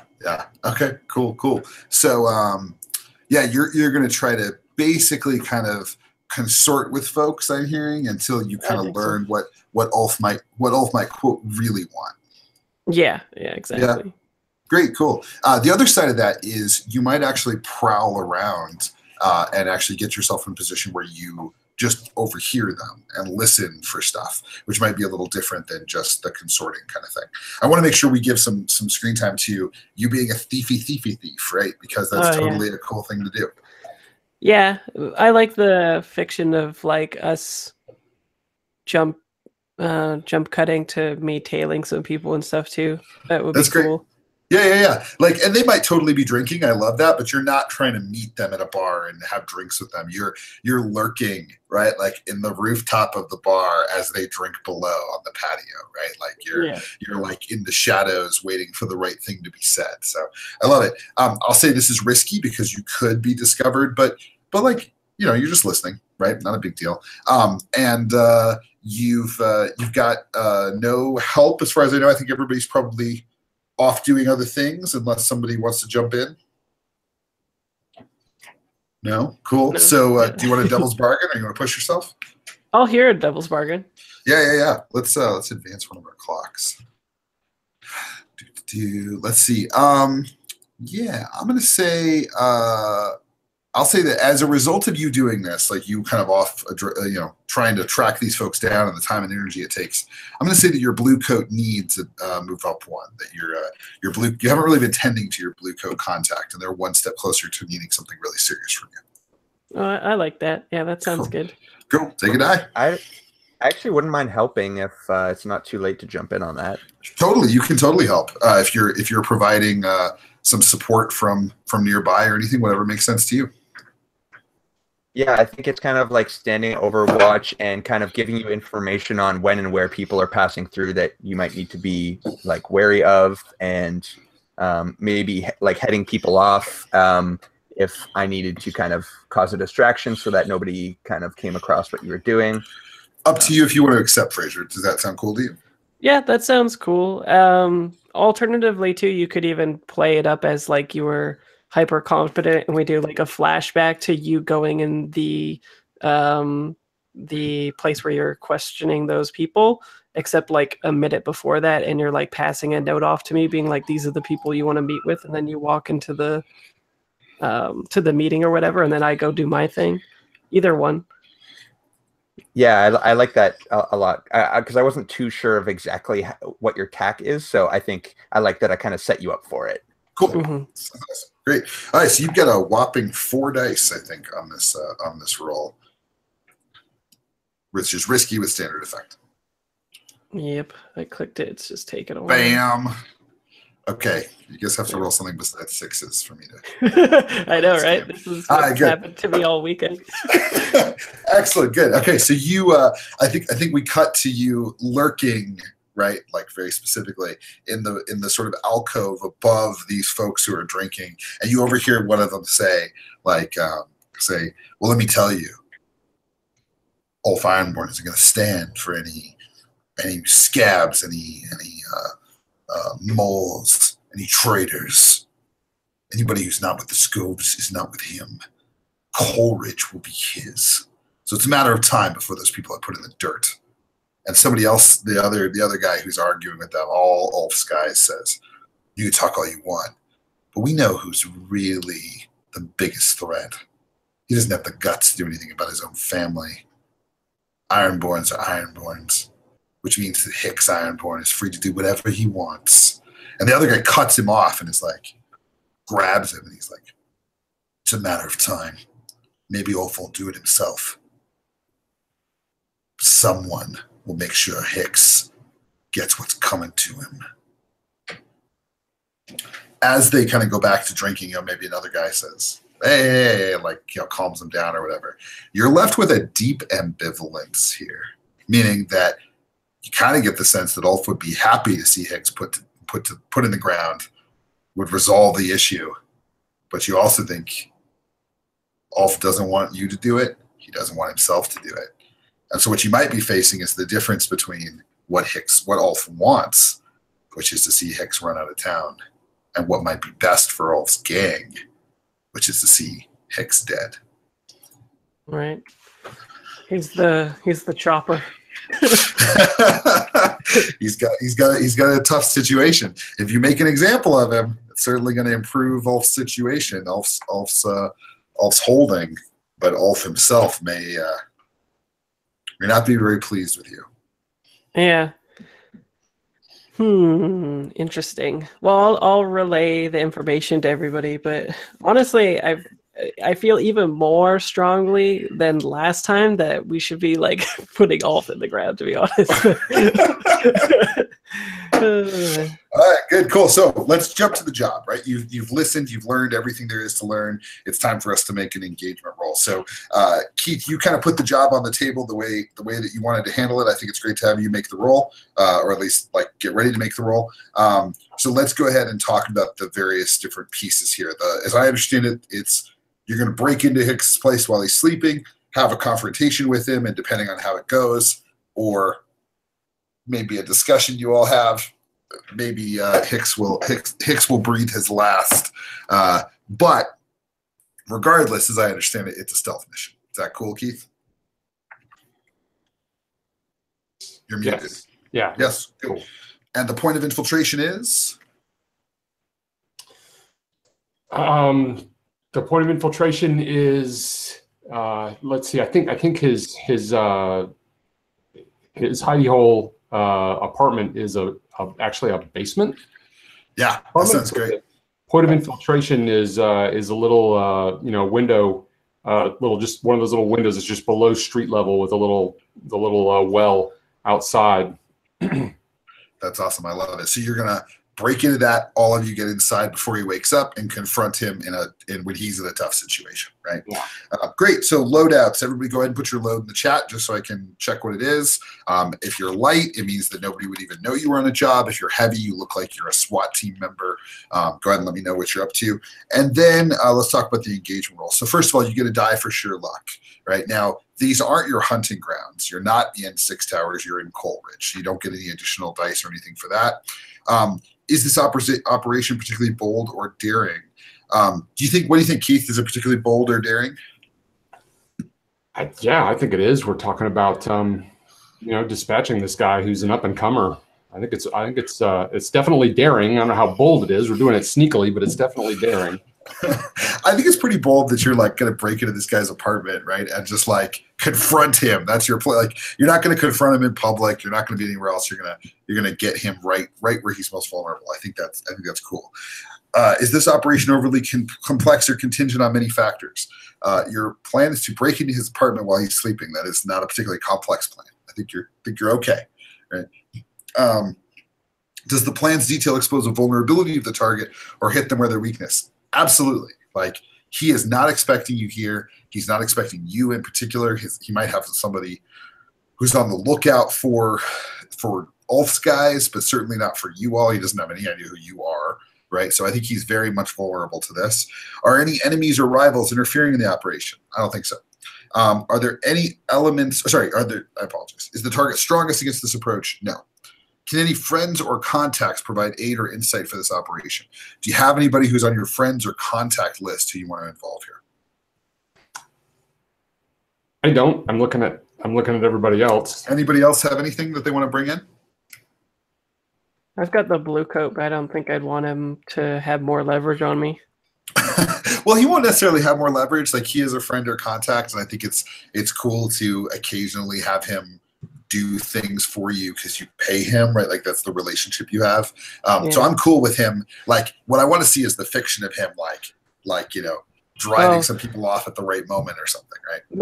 Maybe he just lets me know when the watch changes for that district. Oh, it's perfect. It's great. Yeah, that's great. I love it. And there's a difference here between earning that die because we established the fiction of it and needing somebody to do with like something really big, right? But that's cool. So yeah, I'm good with that. Plus 1D for that. No enemies or rivals interfering. Are there any elements you'd want to consider? No, I don't think so. I think we're good. So again, you guys are rolling tons of dice here. I'm going to say 4 dice for this. So let me. Okay, just so you know, last time we crit, so no pressure. No pressure, yeah. So go ahead and if you look at the crew sheet and roll 20, Keith, you can go ahead and hit roll engagement, and it should ask you for how many dice it is. All right. And helps if I actually look at on the crew sheet. Yep, under where there's directly under Hawkers, it'll say sales territory, and under that it says roll engagement. Gotcha. And 4 dice. Yep. Here we go. Bam! Success. Good result. You're in a controlled position when the action starts. Excellent. So let's say like we see the sort of long alley, right? And as the camera kind of pans over it, we see the refuse scattered in the streets, the dust of Coleridge, the blackened buildings, and above the blasted sky. For we'll never again see the touch of daylight, but is instead consistently dusk. And at best, night itself. And there, in the small well, hovers 3 or 4 of the Whitethorn gang. The window, large enough for 1 or 2 people to go through at a time. And as you rub it quietly, you look inside and see that they're both sleeping, whoever's in there. The apartment, quiet above. No one saw you come here. No one saw you get here. The well is low enough to the ground that you will not be spotted. You're in a very controlled situation as you begin to crack the window open and get inside. So, what do you do? What do you do to get inside this place and confront him? Let me do that. I have tiny hands. I can easily open such a window and everything. I will clean the way for us, like a curtain. All right, good, cool. So you're in a controlled situation. You have a standard effect. I'm going to go ahead and say that opening the window wide enough for all 4 of you to enter. And like basically getting past this window is a 4-tick clock. Okay, we can see that represented a couple different ways. We didn't do a lot of clocks last time, so we'll kind of practice them today. But the idea here is that some of your successes that go to that might be opening the window. Some of them might be getting everybody inside. Some of them might be doing so quietly or disposing of the glass if you cut it open, that kind of thing. So Tekla, tell me, what does it look like for you to try to get past this obstacle? Well, I could already use a tool from my gear, right? My burglary gear is something I can have. Yes, absolutely. And when you click burglary gear, that takes up 1 of your load, and what it does is it raises your effect. It doesn't affect your roll, but it makes that you'll have a great effect to start. Now, again, like this guy doesn't have a gang, right? He's not somebody who has like a bunch of great defenses against this kind of thing. So you're not going to have any opposition to that effect. You're up to 3 already. Yeah, and then I just tweak long enough until the lock opens, and then it should get open, and we could get in. Great, great. Does anybody else help? Yeah, I'll help. Great. Mark Yeah, the stress. that's- What does it look like, Quest, for you to help? Maybe I'm. I think I take out. We don't have. I'm not sure what we have for marking, but I mark where exactly. You should be like moving your hands and doing that stuff. Yeah, because you probably have a Perfect. grease. Actually, just like, I'm learning from you. I'm just showing you how well I have practiced since Oh, you have good. last shown me. Because That's you are fine. actually much better at this. So I'm very proud that you let me do this. Great. Do you want a devil's bargain as well, or do you want to just go ahead and roll? I would just want to go ahead and roll. It's Great, sounds finesse, good. right? Yep, finesse with 1 helping die, and your effect is great. And it's a controlled thing, it's a controlled position. That's right. And the effect is 1 higher, right? It's Yep, +1. +1 means great or limited. Or what is it? Great, +1. Great effect. 1 bonus die. And that's a 6. That is a 6. You guys are killing it today. Okay, great. So, as I love the two thieves, like kind of almost arguing about it, right? Like, no, here, right here. No, it should be over there, Bob. Right? And like in the darkness, you like make all the adjustments. And with your burglary tools, you cut a small section of glass, which you very carefully remove. And as you reach through with your smallish hands, you unlock the window, and it mostly swings open. Right? Now, in order to get inside quietly, it's not quite resolved. So for our clock, we're resolving 3 out of the 4 segments, right, for this obstacle. So 3 out of the 4 are done. 1, 2, 3. This last segment requires you to push beyond that. So, Fraser, what do you do to really get this thing open? I think I will.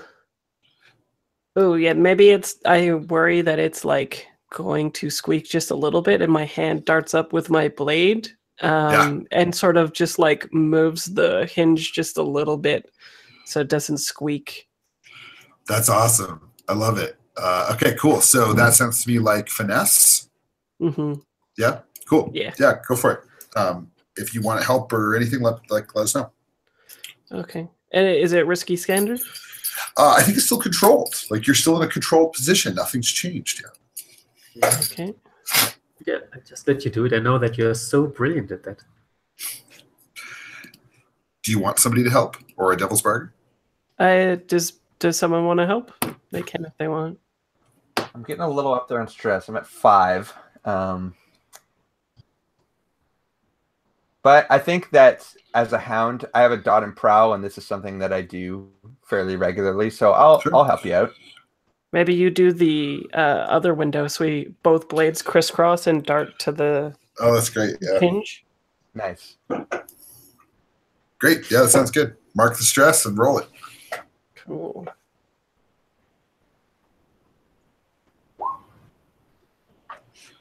Only a 5. What am I doing? Oh no! Oh no! There's only a 5. Things might happen now. All right. So you both like sort of ease the hinges as they swing, right, and the windows both swing open. It may be that like he didn't think that anything would be unlocked here. Maybe he just didn't even think about it because nobody knows where he is, right? But the window is wide open. The 4 of you easily slip inside. As you do so, there's a consequence. You suffer harm, a complication occurs, you have reduced effect, you end up in a desperate position. So the first thing I'm going to say is that you have that's for risky. I apologize. For controlled, you hesitate. Withdraw and try a different approach, or else do it with a minor consequence. A minor complication occurs, you have reduced effect, you suffer lesser harm, you end up in a risky position. So I'm going to say let's do just a minor complication. As you silence the hinges and they swing open, you hear someone, probably Hicks, snoring. Right? He is taking. He's an Ironborn, right? He's a big dude, big, huge breaths, right, and letting them out. You hear him stop breathing for a second and then resume his snoring. Hicks will wake up at some point. We'll say it's a 4 o'clock one of which is already ticked, just because as you all are moving into the room, you make some small noises. And as you approach him, you're now in a risky position. You're controlled to get into the building, but now you're very close to him, and he may hear you. And if he does, well, he probably has a gun nearby or a knife at the very least. He's not a fool. So, to the Cutter and Hound. Jan, what are you doing as the four of you enter the apartment? I think my my weapon of choice is normally a pair of brass knuckles, but for this I've brought a blade or two. Okay. Well, I drop one of those into my hand, and I actually will. I am definitely the least subtle person here. You might be. How many people are in sleeping here? You said there was at least Hicks a couple of times. Do we spot someone else? That sounds like a survey action to me. Like, are you actually looking around to see who's here? Yeah, I am. Okay. Somebody should. I'm not good at that either, but but we've rolled all these sixes, so it's time to burn up some luck. Well, you're only, I mean, you're at 0 dice, but you could take a devil's bargain. You can. There's a number of things you could do, right? So don't worry too much about it. You can get to a pretty good shot at getting a success here pretty quickly. So the first thing is, does anybody want to help as Jan starts to look around the apartment to make sure that nobody else is here besides the folks you're looking for? I'm running a little low. Sorry, pal. Yeah, looks like Orland is struggling a little bit as he gets inside the apartment. He's not able to help you out. Tekla? I want to see him succeeding without any help. Okay, cool. Jan, looks like it's just on you. Do you want a devil's bargain? Yes. All right, great. One by here somewhere. Yeah, so I'll just say that. That's what I want to see. Yes. Yeah. So I'll say that you, as you you stop everybody, right? Like from moving any closer. You want to make sure that like nobody else is gonna get. And as you do so, there's a little bit of like almost like a jingle as everybody comes to a hard stop because there's a lot of focus on. It looked like maybe there was just this one bed here, right? So folks were starting to get a little focused on him. You're actually kind of getting everybody to stop and look around. And in doing so, we're going to advance that clock for him waking up 1 tick.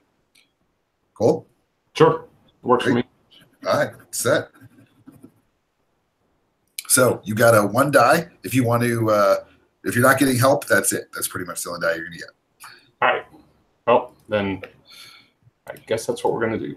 So yep. Risky with standard effect. No bonus. Well, I got 1 bonus die, right? 1 bonus die. So, all right. Oh no, 1. How the tables have turned. You do it, but there's a consequence. You suffer harm. A complication occurs. You have a reduced effect. You end up in a desperate position.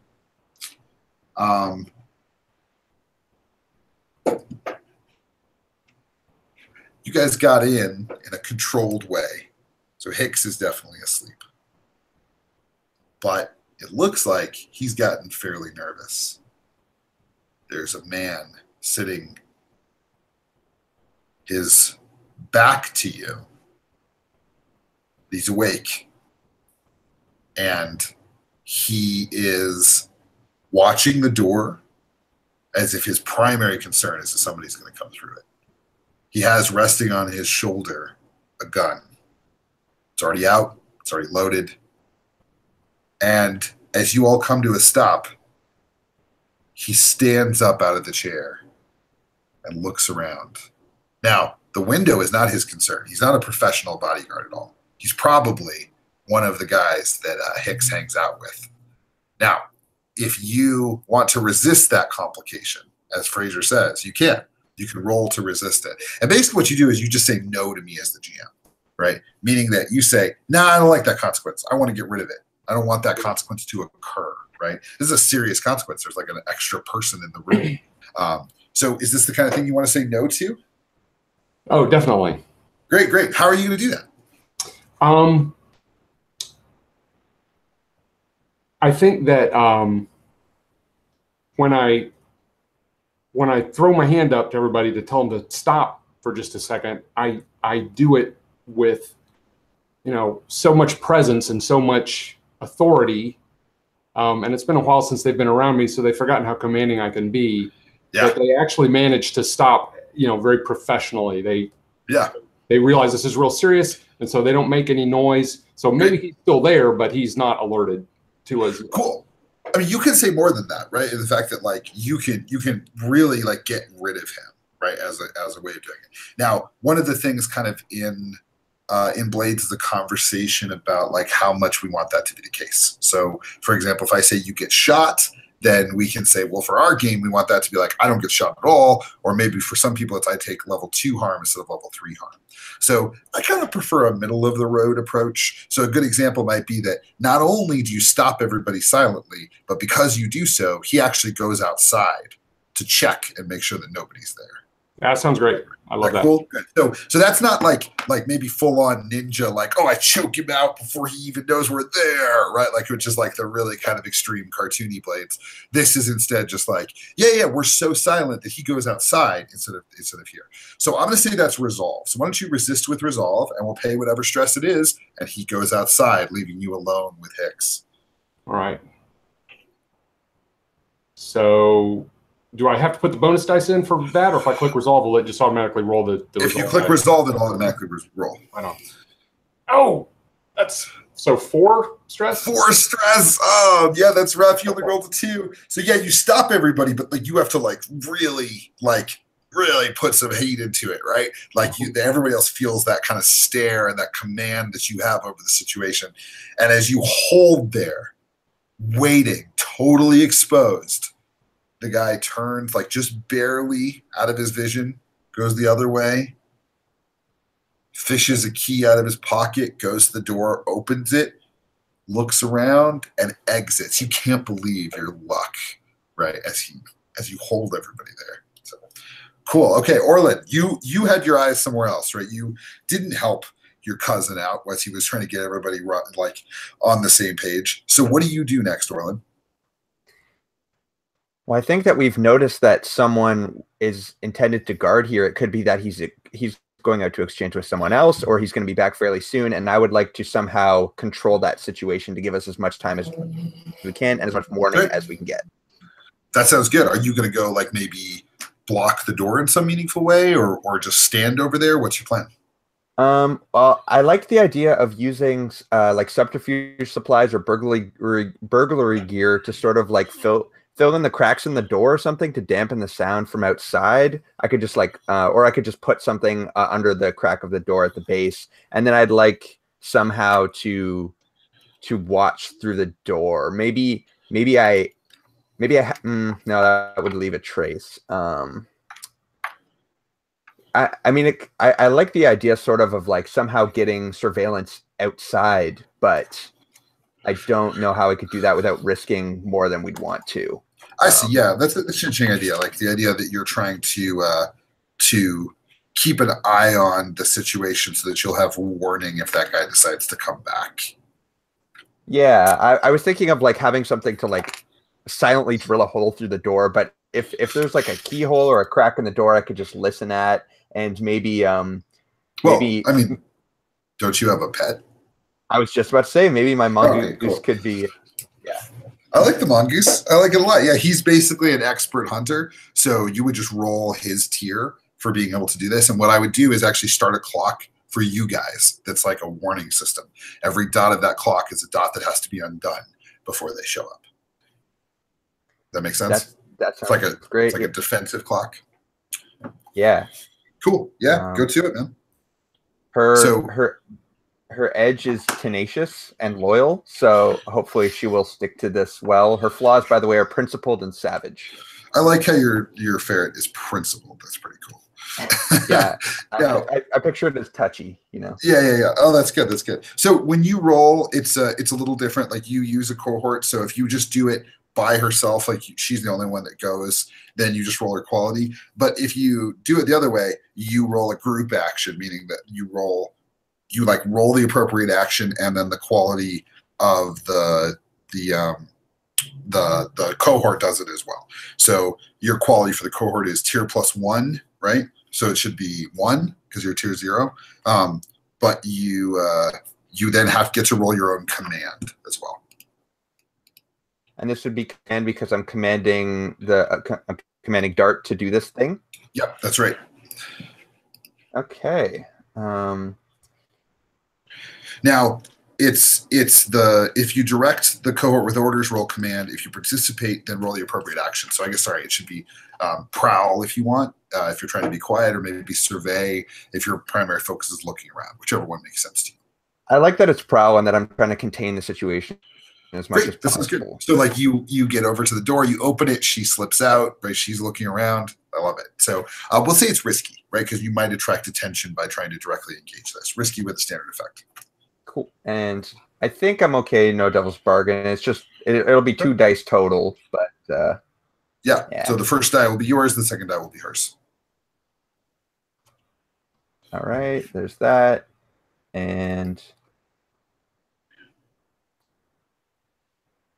my cohort quality seems to be at 0 for whatever reasons. But the first die I rolled was a 1. It should be 1. Yeah, it should be 1. So that's a 1 and a 2. So yeah, so that's risky, and it doesn't go your way. So first, you take 2 stress because it's a group action that you're leading. Yep. Right. 1 for yourself and one for the ferret. So yeah, being tier 0 is tough, right? Like you haven't had this ferret particularly long, right? Like it's difficult. So risky on a 1 to 3. Things go badly. You suffer harm. A complication occurs. You end up in a desperate position. You lose this opportunity, right?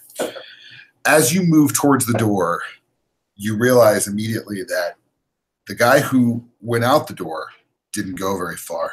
You can hear him. He's talking to somebody, at least one other person. You realize that whatever Ulf, you might not be the only people that Ulf put to this job. And Hicks seems to be extremely concerned about his personal safety. There is at least 1 or 2 more other people outside, and you have no interest in opening that door and letting that ferret out. You're going to be spotted right the fuck away if you do that. So what stresses you out about this? Like, do you have to grab her to keep her from getting any closer? Like, what is it that makes you mark this 2 stress? I think that it's a little bit, part of it is like flashbacks to sort of like sneaking through trenches kind of thing. Oh, that's great. Yeah. Hearing voices on the other sides, probably like, I love it. Awesome. Yes. It's so good. Yeah. Like, even say like one of them even says like a slur, like fucking scopes, right? Like, like, because the people he hired are not necessarily scope vendors, right? He can't trust them. They might work for Ulf. It's probably the exact accent of people that I would hear. Yeah, that's great. Yeah, you kind of like reel back from the door almost like if it was hot, right? As you hear the gunfire of the war. Awesome, good. So let's come back to Fraser. Fraser, it sounds like the gang is kind of spread out a little bit in this apartment. You see your brother kind of like looking towards the door, and do you signal everybody, Orlin? I mean, we kind of assume everybody has like kind of a thieves' can't hand signal kind of thing. Do you signal that there's other people on the other side of the door?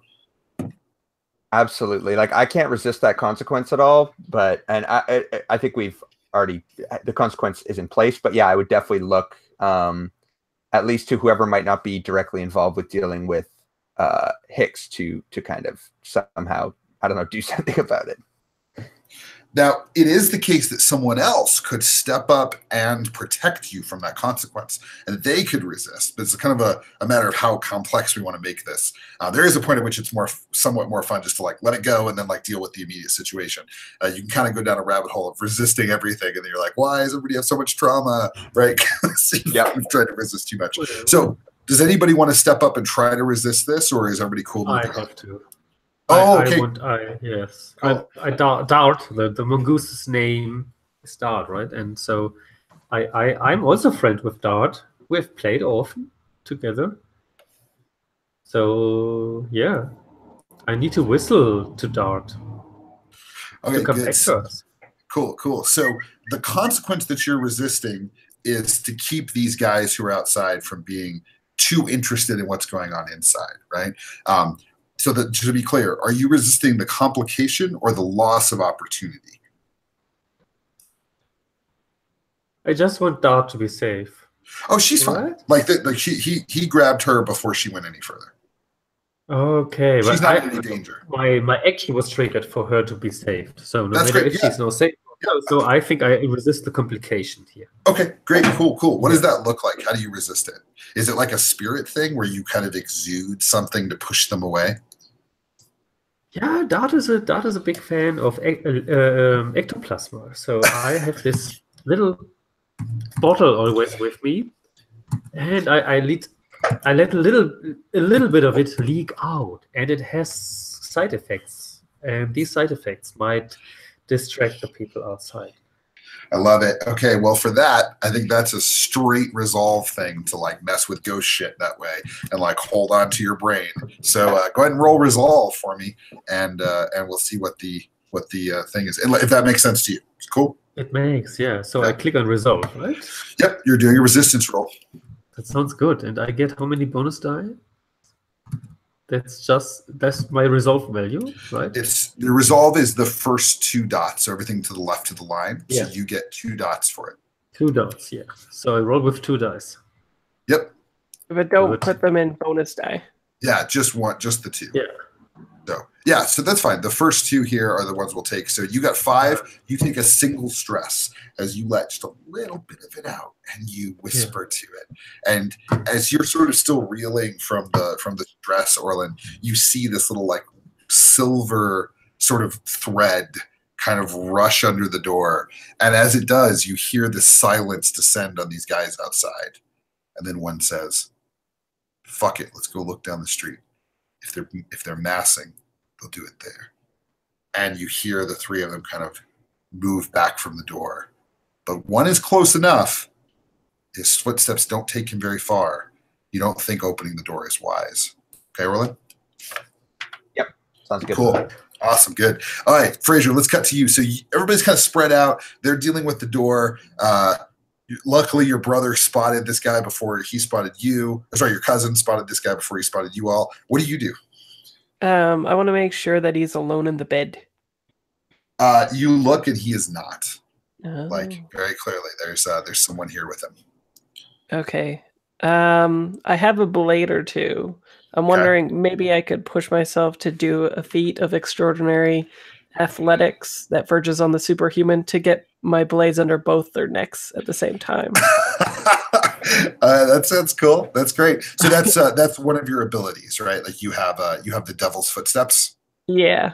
Okay, cool. So it's when you push yourself, choose one of the following additional benefits. So you still have to make a roll because it's an additional benefit, not just the one thing, right? That's different than the not to be trifled with, where your cutter can just do a thing, right? This is you have to make the roll.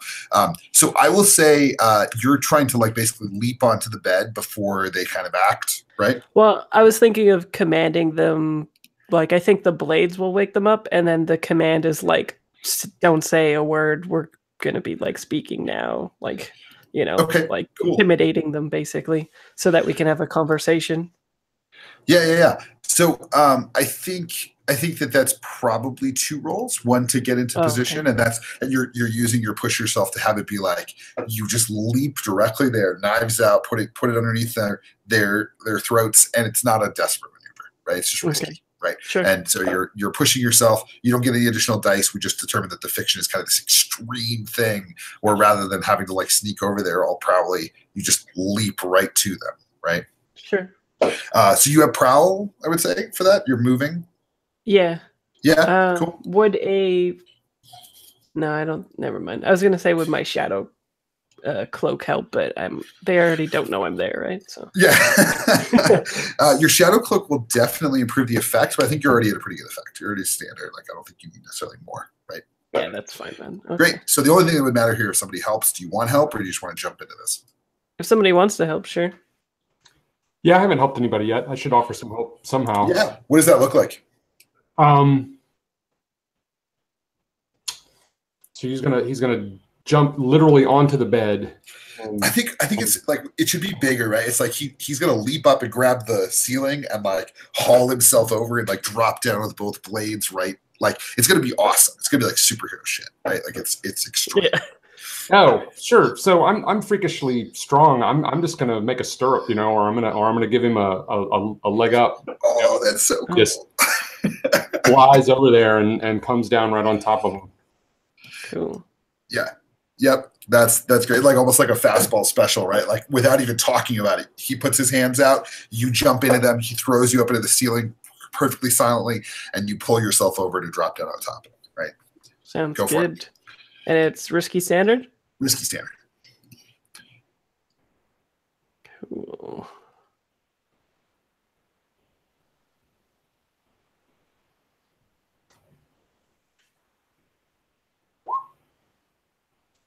A 4. Ooh. You do it, but there's a consequence. You suffer harm, a complication occurs, you have reduced effect, you end up in a desperate position. So, as you drop down, right, Hicks sees you, right, and he grabs his own blade and sort of like I don't know if you've ever seen Nausicaa, but like there's this great moment where like I forget what his name, Patrick Stewart's character like takes the hit while also like puts himself in position, and so Hicks drives that blade up into you as you put the blades right at his throat and the man who's with him's throat. Yeah, that sounds good. Yeah, so you're just like, bam, right there. You take harm, but you have him 100%. Like you can kill him if you need to, right? And and like we can, if you accept that consequence, like it's one of those things like where we just everything's silent and we hear like your blood drip, like drip, drip. Yeah, I think I'm like face to face with him, and I kind of smile, and maybe I have like some sharper canines than is normal, and it scrapes against some of my armor. Cool, that's great. That's great. So you're going to use your armor for that? Yeah. Perfect. Love it. Great. Yeah. So you feel the like it hurts, right? Like it's like taking a bullet, right? Like that. Like you feel it, right? So let's downgrade that from harm to lesser harm. So you still take that first level, right? And I'll say bruised. Like your side is bruised. I'm pretty strict on this because I think like social harms get really sticky, like they disappear. I tend to use clocks for stuff like social stuff, and then the harm boxes are for fucking like you take a bullet, you take a knife, whatever. Downgrading it with the armor means that you will still have that bruise, but like doesn't matter because he has a knife at his throat. You don't have to command him. He looks up at you and he's like, "The fuck are you?" And when he says nightmare. No, just kidding. I mean, you're already there, right? When he says it, you see Ulf and him. You see the two of them and that they're brothers, right? And like you see it in his face. Now, the other ones of you, you're free to move wherever you want to in this scene, right? If you're going to stay by the door, Orlin, just in case somebody comes in, totally cool. But like we can pick up with you whenever we need to. Fraser, you and Hicks, Quest and Hicks are face to face, and the man beside him is still stone cold asleep. The two of you are like, whispering to each other in the dark. Yeah. I think maybe we flash back to the kitchen, and I'm like, I think Ulf is the one that needs to go down if we learn that this man is an Ironborn. Yeah, so to be clear to everybody else, what's happening is Fraser saying he wants to have a conversation with the four of you in a flashback to determine exactly what he should do in this situation, right? And this is what's kind of weird about Blades is we're going forward and we're always building on what's happened, but we can always insert ourselves back to figure out this beat. So the four of you are sitting around the kitchen. Your mother is gone. She's not going to interrupt you. And you're having an open conversation. And Quest opens by saying, if this guy's an Ironborn, maybe it's Ulf that really needs to get it. Right? What do you say, Orlin? How do you feel about this situation? It's basically, if we're doing any of this, it's to get Ulf off of our back. I agree that he might be more of a problem than he's made himself to be so far, but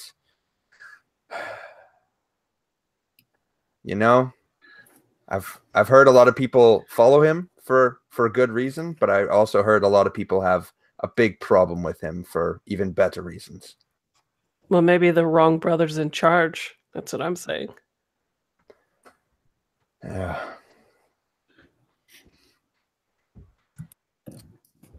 I could see this working.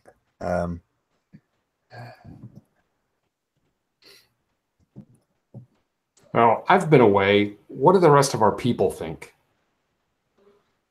Who do the people think is the true Ironborn? Now as you say that, right? Like you do remember, or maybe somebody might voice it, that Ulf has a -1 relationship with the people of Coleridge, which are mostly Scoves. They don't like him. They don't like him pushing people around.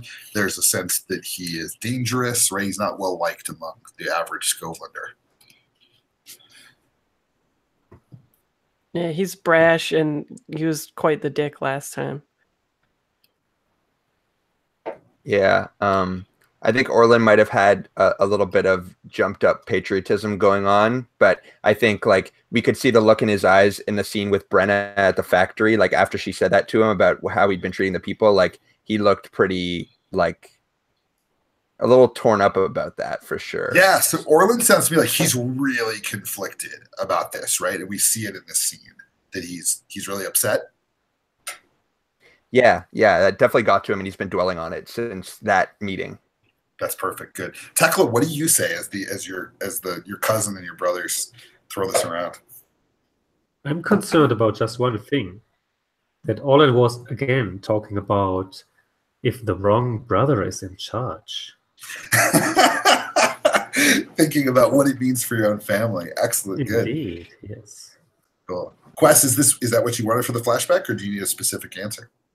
Well, yeah, what do you guys, I think we would have reached something before coming here. So if like we now know as players that he sounds, and he like as a Scovelander, I feel like he's a Scovelander and an Ironborn from what he said. So Very much. do you think, I don't know, I feel like maybe he's a little bit naive because he's trying to like game the system that is oppressing everybody. But Ulf, I think, is not going to be somebody that we're going to be able to control, right? Like the power dynamics there is you do what I want now, and maybe I'll like be okay with you. Whereas if there's already a division within his group, right? Like we saw that when I was lurking. What if we put this person as like we usurp his gang, put him in the position, everyone that doesn't like Ulf can fuck off with Ulf maybe, or we put Ulf down depending on what happens. And now we have somebody who is like loved by the Scovelanders, who's probably grateful to us when we say like we came here on Ulf's behalf. We have him in our pocket a little bit, but it's not so much like a power dynamic where we're telling him, like we're not emulating what Ulf is like with him, right? It's a partnership instead of, what it is. What do you guys think? As a player, I totally agree with that. I just think that Orlin draws like a correlation between Hicks and Wester, like he sees them similar, and he kind of identifies with Ulf in a sense. So I think like after hearing what the people would have said about him, after kind of consorting with all of the workers and everything, he would recognize that something like that would have to be done. So I think in the end he would agree, but he would be the one sort of hesitant about it. I like that this whole job, you've actually been really hesitant, right? You haven't helped. You haven't jumped in. Orlin's nervous about what this all means, having flashbacks to the war. I think there's a lot of cool things going on with Orlin being conflicted already in the job. So it builds on that really nicely. Mm-hmm. And what about Keith and Garrett? What do you think? I follow your lead. Just, machines. And this is a big machine. He's got to make the cogs work, right? It's the system, yeah. Yeah, good. Keith, how about you? Jan's in favor of advancing the cause of the Whitethorn family first, and the Scoveland community and second in that order. But those are the two things that he's concerned about. He doesn't give a rat's ass about all for Hicks or any of that. And if you can convince me that that we can actually pull off what you're suggesting and be the sort of kingmakers, then yeah, I'm okay with that. But I would like to see Hicks, stop providing scabs or doing whatever it is that he's doing that's got the rest of the Skulldom community so pissed off at him. But I don't know how we can, compel that out of him. So there's going to be a conversation. You can compel him to do a whole wide variety of things because you have a knife to his throat. So that might be one of the things you could compel. Might I suggest that maybe the reason you're doing this job is to make it look like you have scared Hicks off, because that would earn Ulf's trust, right? And then you could strike at Ulf from that position of strength. Does that make sense? So that way we're not left with this question of like, why did you do this to begin with? Like, this is all part of getting these pieces aligned the way you want them, as you described, Fraser. Yeah, I was thinking like Ulf, we would go to Ulf and be like, okay, don't need to worry about your brother. And then it would be like the beginning of Braveheart, right? Where we're just like, and hi, and maybe like his brother is there as well. Like there's something going on there. That's great. Yeah, cool. So let's go. Let's cut back then. You all have come to some sort of agreement. We'll cut back and you've got him, like he's looking at you and he looks defiant and he realizes his knife did not find its target, right? And he's like in that spot. What do you say? I say, judging from your protection, you knew this was coming, but lucky for you, the person that found you was a Skovlander, a family of them, actually.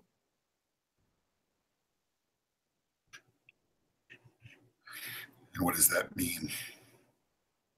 It means that maybe we can help each other. The man with a knife to his throat's going to help me. You could have just asked. You're a hard man to find these days. Huh. My brother sent you. Not in so many words. You know that he has a way with words. And I chuckle a little bit. What are you proposing? I think that maybe Ulf isn't the one to be leading his gang. All right, that catches him off guard. You can see it is like he's like, what? Right? Like he doesn't think of himself as a gang leader. He doesn't think about like this. Just seems like such a crazy kind of out of left field thing. So let's go ahead and why don't you sway him? Right? This is the deal you're putting on the table. Right? You're saying this is what I want from you. Now, I will say that this is a particularly controlled situation in that you are swaying somebody while you have a knife to their throat. So if they say no, you can explore all kinds of other options. But like it's going to take some work, right? There's a clock here that you're going to have to put some effort into to really sway him and move him. And other people might also have a role to step up and say something, right? So I'll say it's a 6-tick clock to convince him to get in on this plan with you. And it's going to start at a controlled situation. So what's your, again, like it sounds like sway to me. Does that match up with your expectations? Yeah. I'm not very good at that, but maybe could the first step be me holding the knife to him and bringing him over to the window to get everybody to consolidate on me and like talk to him? Yeah, for sure. What do you see that action as? As a command, maybe? Yeah, for sure. Like you're gonna start by like when he scoffs at you, you're like, you're gonna fucking listen to me. Right. Yeah. Like everybody, like you're gonna pressure him to listen to you. That's awesome. That's great. And yeah, like I try to suggest things because it's online. It's not always clear who's talking and what's happening, but always like tell me what action you want. You get to drive that. Yeah, it seems pretty controlled to me at this moment still. So go ahead and put your roll together. If somebody wants to help, speak up in the chat or anything, but it sounds to me like where people are starting to fill up on stress. So yeah. Let's see. I'll help. I've still got some stress left. Awesome, good. So maybe you've got your knife or two out as well. So he realizes even if he got through Fraser's character, he'd still have to deal with you. And I'll make sure I'm between him and the door, so he doesn't think he can make a quick break for it either. Perfect. Cool. Yeah, go for it. Go ahead and roll, Fraser. Cool. 4. So that's standard effect. You make some progress, and he does realize he's in a bad spot here. You don't have much in terms of like he doesn't have many outs in terms of like I don't know getting very far here. But since you're trying to convince him, I'm going to go ahead and say you have limited effect, right? Mhm. Meaning that you're a reduced effect, which reduces you to limited. You only get to advance the clock one tick. You're going to need to make actual arguments here to connect him.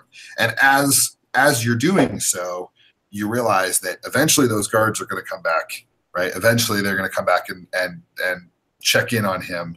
He may have a plan or two up his sleeve. You're not sure how he's going to react. And if he already thinks he's dead, then he might try something, right? So I'm going to say that this is slipping out of control. You've gotten him out of bed. You're no longer on top of him. There's a lot here that's starting to, that only is controlled for a very small window of time. We've now slipped back into risky. Okay. Right. So you seem like you wanted to kind of pass it off to one of your brothers or cousins to actually do the swaying here. Am I correct? Yeah, totally. If only the slide was here, but he's not. So who do you kind of look to, Quest, to get this guy to see reason and go along with you? If he's familiar with us, then I would probably look to Jan because he might be off balance by Jan because he's never seen him before. And Jan, from that conversation that we had before, you're sort of empirically only into what advances the people and stuff. So he might see that in your words, right? Cool. Well, yeah, Jan, if you want to swim, knock yourself out. Family first, and then Skovlanders, like I said. But so I'll say, like my cousin said, we think maybe Ulf's not the right man for the job he's in. We think you could be that person. You've just got to you've got to wear your heart on your sleeve a little bit more where Skovland is concerned. We all live here now, but we can't forget where we're from, right? I love this very strange conversation at knife point in his secret apartment. So yeah, I mean, it sounds to me like standard roll, standard effect, right? He's risky roll, he's in a bad spot, but he's kind of looking around am I really having this conversation with these thieves in my apartment? Okay, right? Does anybody want to help? If no one else will, then I will. Okay, cool. And you've still got the knife to his throat, right? You make sure that he's listening, right? That sounds great. Do you want to push yourself or take a devil's bargain? Definitely. Yeah. At least one more die here. Great, cool. So I'll say that the guys on the other side of the door come back. They're knocking. They're not knocking the door down, but you hear them gathering outside. That'll be my devil's bargain. All right. You take it? Sure. Cool.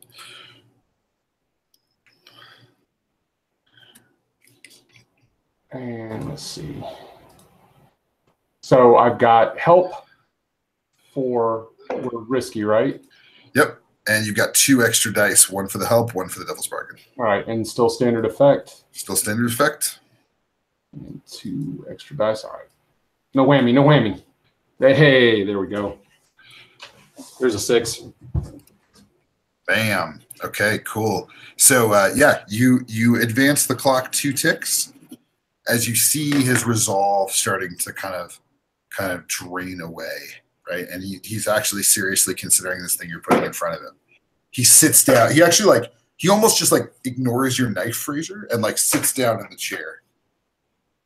Looks at you. I don't understand what this is about. I cast my lot. I chose the factories. My brother chose the scoves. What do you want me to do? Change my choice? My brother occupies that space. And if he was gone, there's no guarantee that I would occupy it in his stead. What exactly are you proposing? We're proposing that he think that what he wanted to happen happened and you're in the ground, and that we use that to get close to him, make a hole that you can step into. All right, now, one of the cool things about flashbacks is that characters who say aren't that great at swaying somebody can still contribute to a clock by doing a flashback to showing something they are good at. So, for example, Orlin, you're feeling a little boxed in. You're kind of stressed out. You don't really know how to move forward. You don't have a ton of dots in sway.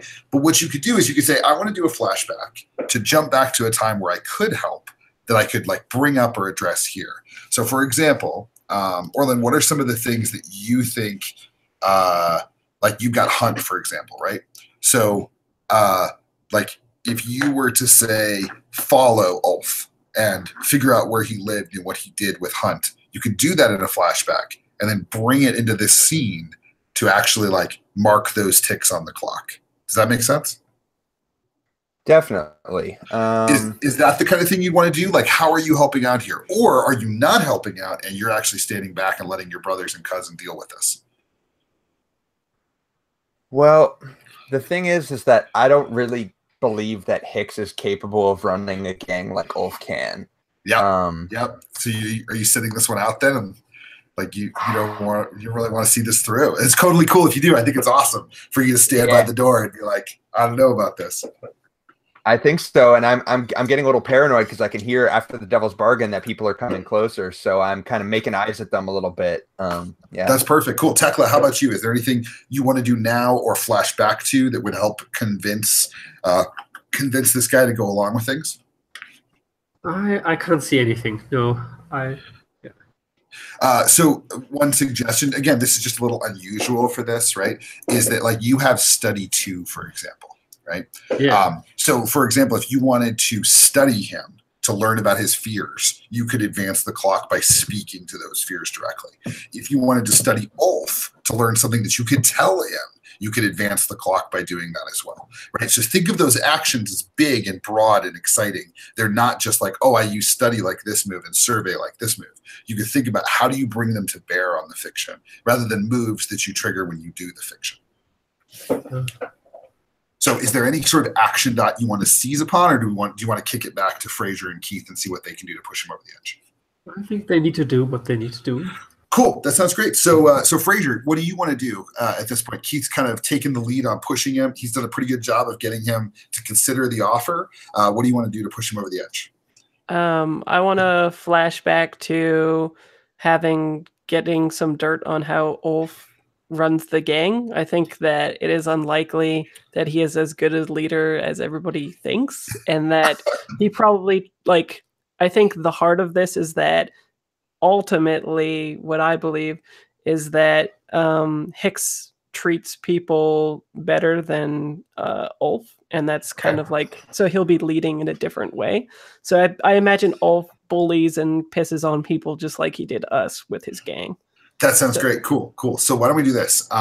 You are going to try to follow him until you can find some evidence of that, right? And we'll have your prowl roll kind of represent that, and then you can present that evidence to Hicks to kind of like win him over on this point, right? Yeah.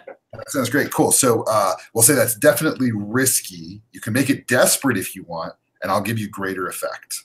Now, that trade-off isn't always there, but this seems like a perfect time, right? If you're right on Ulf's ass, if you're really following him, you're going to find some cool shit. And because of that, that trade-off makes sense, where your position goes down, but your effect goes up to greater. Yeah. I'll do it. Cool. So you start with 2 dice, right, for prowl? Yeah. Cool. Does anybody help? And this would be helping in the flashback, right? And I don't think this flashback costs anything. I think it makes sense. You could follow Ulf around. It's not like a special thing. Cool. Yeah, I'll help. Yeah, great. Cool. So you mark the stress, Keith. Awesome. What do you do to help out?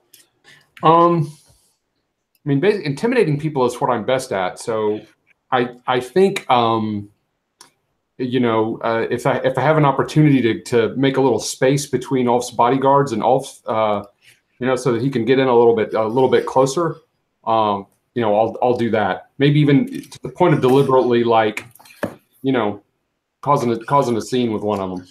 I love it. That's great. Yeah, totally. I think it's perfect for you to like get in someone's way, push somebody around, and just kind of generally,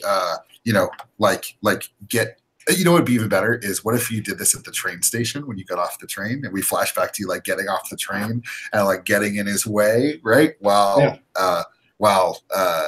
the the lurk actually like does his job, right? Which would be really cool. So yeah, go for it, Fraser. I think you're good unless you want a devil's bargain or to push yourself. No, I'm good. Okay, cool. Roll it. Alrighty. 5. 5? That's not bad for a desperate roll. Almost a 6. Mm-hmm. I just get to say one little thing. Just a little thing. Yeah. You do it, but there's a consequence. You suffer severe harm. A serious complication occurs. You have reduced effect. I'm going to give you your full effect, and I'm going to say that there are no complications, but you do suffer some severe harm. Okay. Ulf killed one of his guys. Oh. You saw it. You saw him take the guy and beat his head against the wall until there wasn't really a head left. You saw him murder a dude. And the reason was that Ulf was upset about how the guy talked to him. Yeah. He pulled him into an alley and killed him right in front of you. But there's a little problem. So you got close enough to take something from him. You got close enough to throw something in Hicks's lap and tell him what you saw, the blood still fresh on it. You got close enough that something might have crawled inside of you. You have a severe harm of, like, not possessed necessarily, but haunted, right? And it is a physical thing, meaning that you're not sure if it's a ghost or not a ghost. You have it's not a complication like that. It's a harm. It's possible that the ghost isn't inside you, but that you are just like blasted by it when you got close to it. All you remember was the ghost climbing out of its body much too quickly, way before it was supposed to, and the pain that came with it. Now, you want to resist that? Totally up to you. Or you just want to take the severe harm. So it would be level 3 harm, though? Severe harm, brother. Yes, I will resist it then. Cool. Yeah, roll it. I would resist it for you, but I'm also 1 away, so. Yeah, I'm one away as well, but I kind of want it. Like, even if I resist it, I think that I'm still haunted by it anyway, so that's why I don't care. Yeah, that's great. So, prowess or resolve? So I think probably not prowess. Like, you couldn't get away from it fast enough. Like maybe, but I like kind of up to you. Like, what does it look like? As the ghost starts to climb out of the guy's body and you're sort of reeling from that? What does it look like? Do you actually just try to get away and it grabs you? That would be prowess. Or do you try to resist it, like resolve, like try to push it away with your mind? Maybe I use prowess by quickly, like, I like the scene of it trying to wrestle me, like get inside of me, and then I kind of like pull into my shirt and rip out the Spirit Bane charm and like shove it in its head. Oh, that's great. Yeah, so you get in there quickly enough, like the mummy style, like push it away. That's great. Yeah, go for it. Roll it. Sweet. Let's see.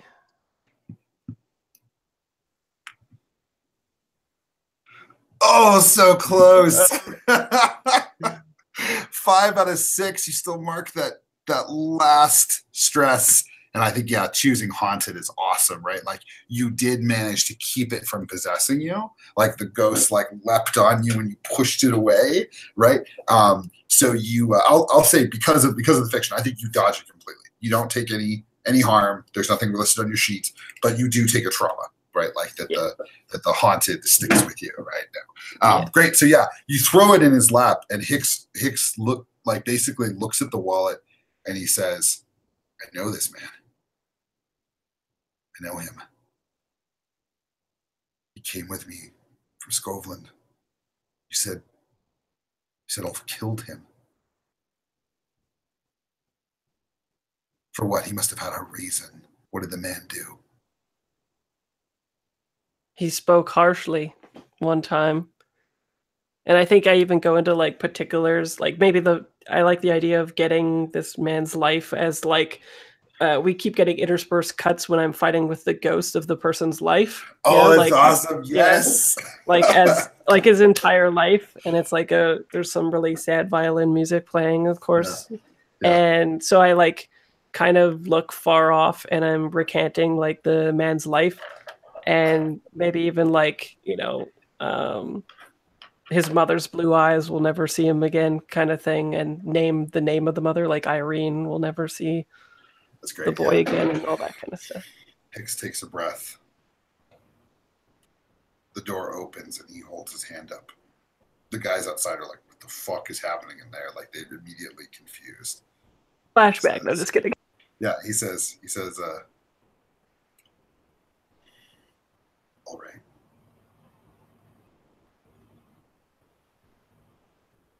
What do you want me to do? And that's the end of it, right? So we'll find out later exactly where you put him, what you do with him, etc. All right, so here's the thing. As far as anybody knows, you killed this dude, right? Yeah. Like he's dead. So as we go to our engagement and our finish up here, it's with the idea that you're telling everybody you killed him, right? Yeah. Which is really, really interesting. I love it. Yeah. So, also, I was interested, Matthew. I think that was the first time your character heard about what I found too, and it was also me trying to convince you that Ulf was shit, and you to get you on board, right? Did it work?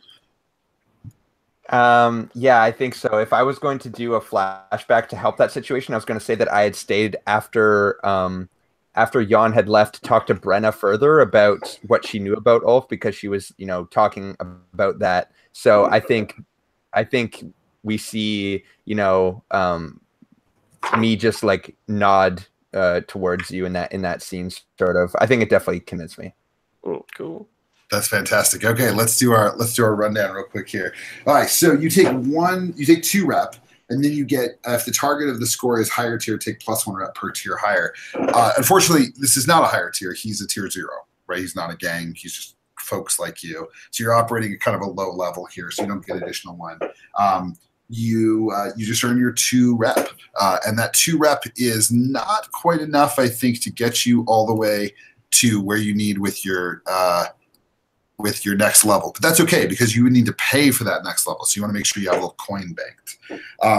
It is the case that this is a standard score with decent loot. Like, all guys pay. We'll talk about what that looks like later, but you get a solid 6 coin. The only problem is you don't have anywhere to put it at the house. At least not secure, and at least not your mom would definitely know if you just left coin laying around the house, right? So we're going to split it up. So 2 of you get 1 coin, 1 of you gets 3 coin. How do you guys split up the loot?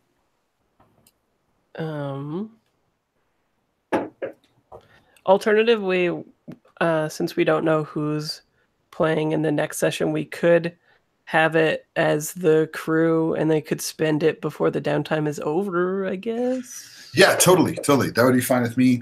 We can just book it to the crew, and then you guys can talk about it as you go, and we'll get it split up before we go into the next job. Cool. Sure. That might be a little easier than trying to work a second. So that's great. Okay, Heat. Was it a high profile or well connected target? Nope. Like, he's not particularly well connected. He's mostly a snitch. The situation happened on hostile turf. It did not. Coleridge is kind of your turf, more or less. I mean, there's probably other gangs here, but like, this is not yet like on hostile turf for you. 1 heat if you're at war. You're not at war. No killing was involved. I think this is maybe a 0 heat job. It's smooth and quiet with low exposure. The only reason people know he's dead is because you get the word out. You mention it to some folks. So I'm going to say it's like 0 heat. Like, you've contained this as much as it can be contained. I think you're good. Is that cool with everybody? Sure. Yeah. Okay, great. Now, again, right, to make this make sense, you don't say we killed this dude. You say, if we did, then he'd be dead. I'm just saying, right? There's a lot of like implication about what happened, right? And not a lot. That's not a problem anymore. Exactly, right? And Ulf makes it known that it's not a problem anymore, but nobody's really sure who did it, and the cops never even hear about it, right? Like, it's a way below their level. Okay. In terms of entanglements, I still roll your entanglements. I do so in secret entanglements, because I like introducing them directly into the fiction. So I'm going to roll your entanglements now.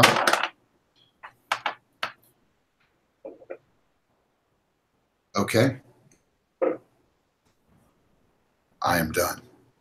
It's time for some downtimes. Now, I'd like us to kind of wrap up on time, so let's be pretty efficient with our downtimes. The job is done. It's time for you all to tell me what happens next. Orlin, let's start with you. I know that you've been kind of racked with guilt and uncertainty about this situation. Do you resolve that through some healthy discourse or maybe indulging your vice?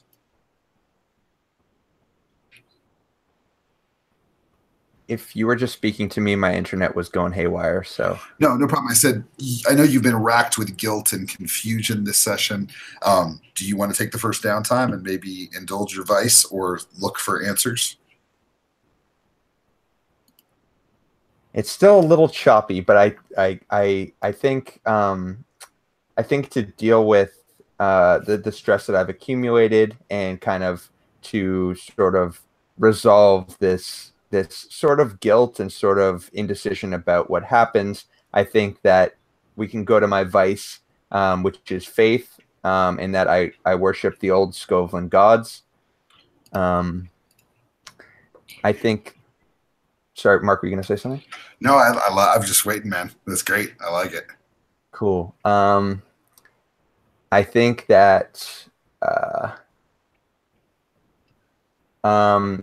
maybe one of the gods, their name is Dern.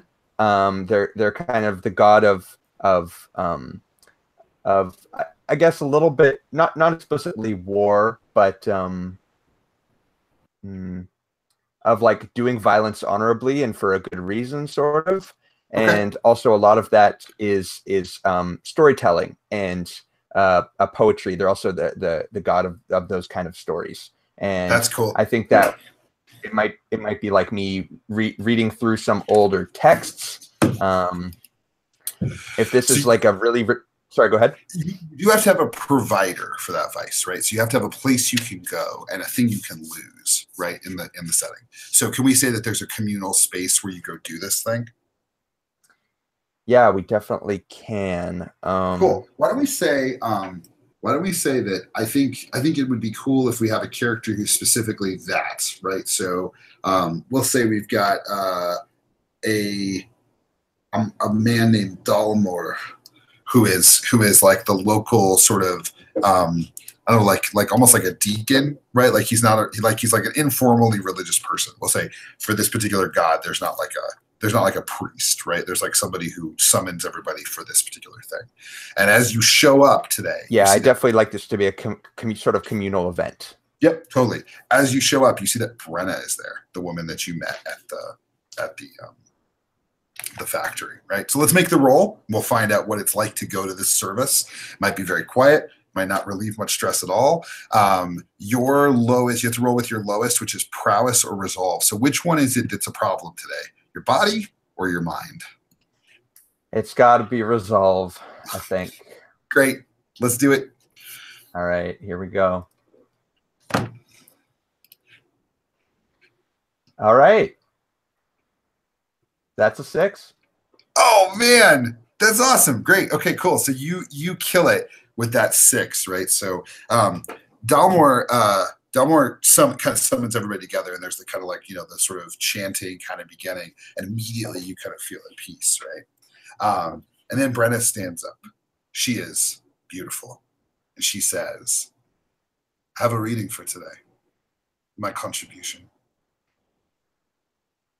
Long before there was an empire, long before there was scoves, there was darkness. And in that darkness, there was a man with a torch. The man set forward, and he came upon another man. The first man offered to share his light. The second man only had darkness. He leapt upon the first man. He killed him. He put the light out." You can see that she's holding this book, and the book is leather bound. It seems very old. It seems very precious to her. She flips the page. But in the darkness, there were more men and women and children. And soon enough, they came upon the man of darkness a second time. They offered him food at their table. They offered him space at their fires. He accepted. And in the night, he stole what was not his, killed the oldest of the clan, and retreated to darkness. There was no third time. She sits down. You don't remember the other readings from that night, but that one sticks with you.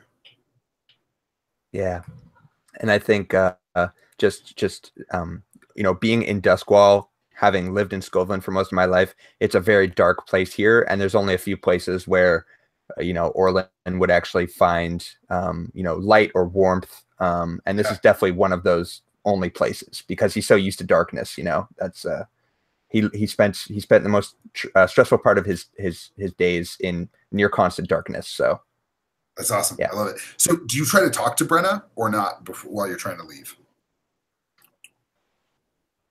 Like when it breaks, do you try to reach out to her? I don't think that it's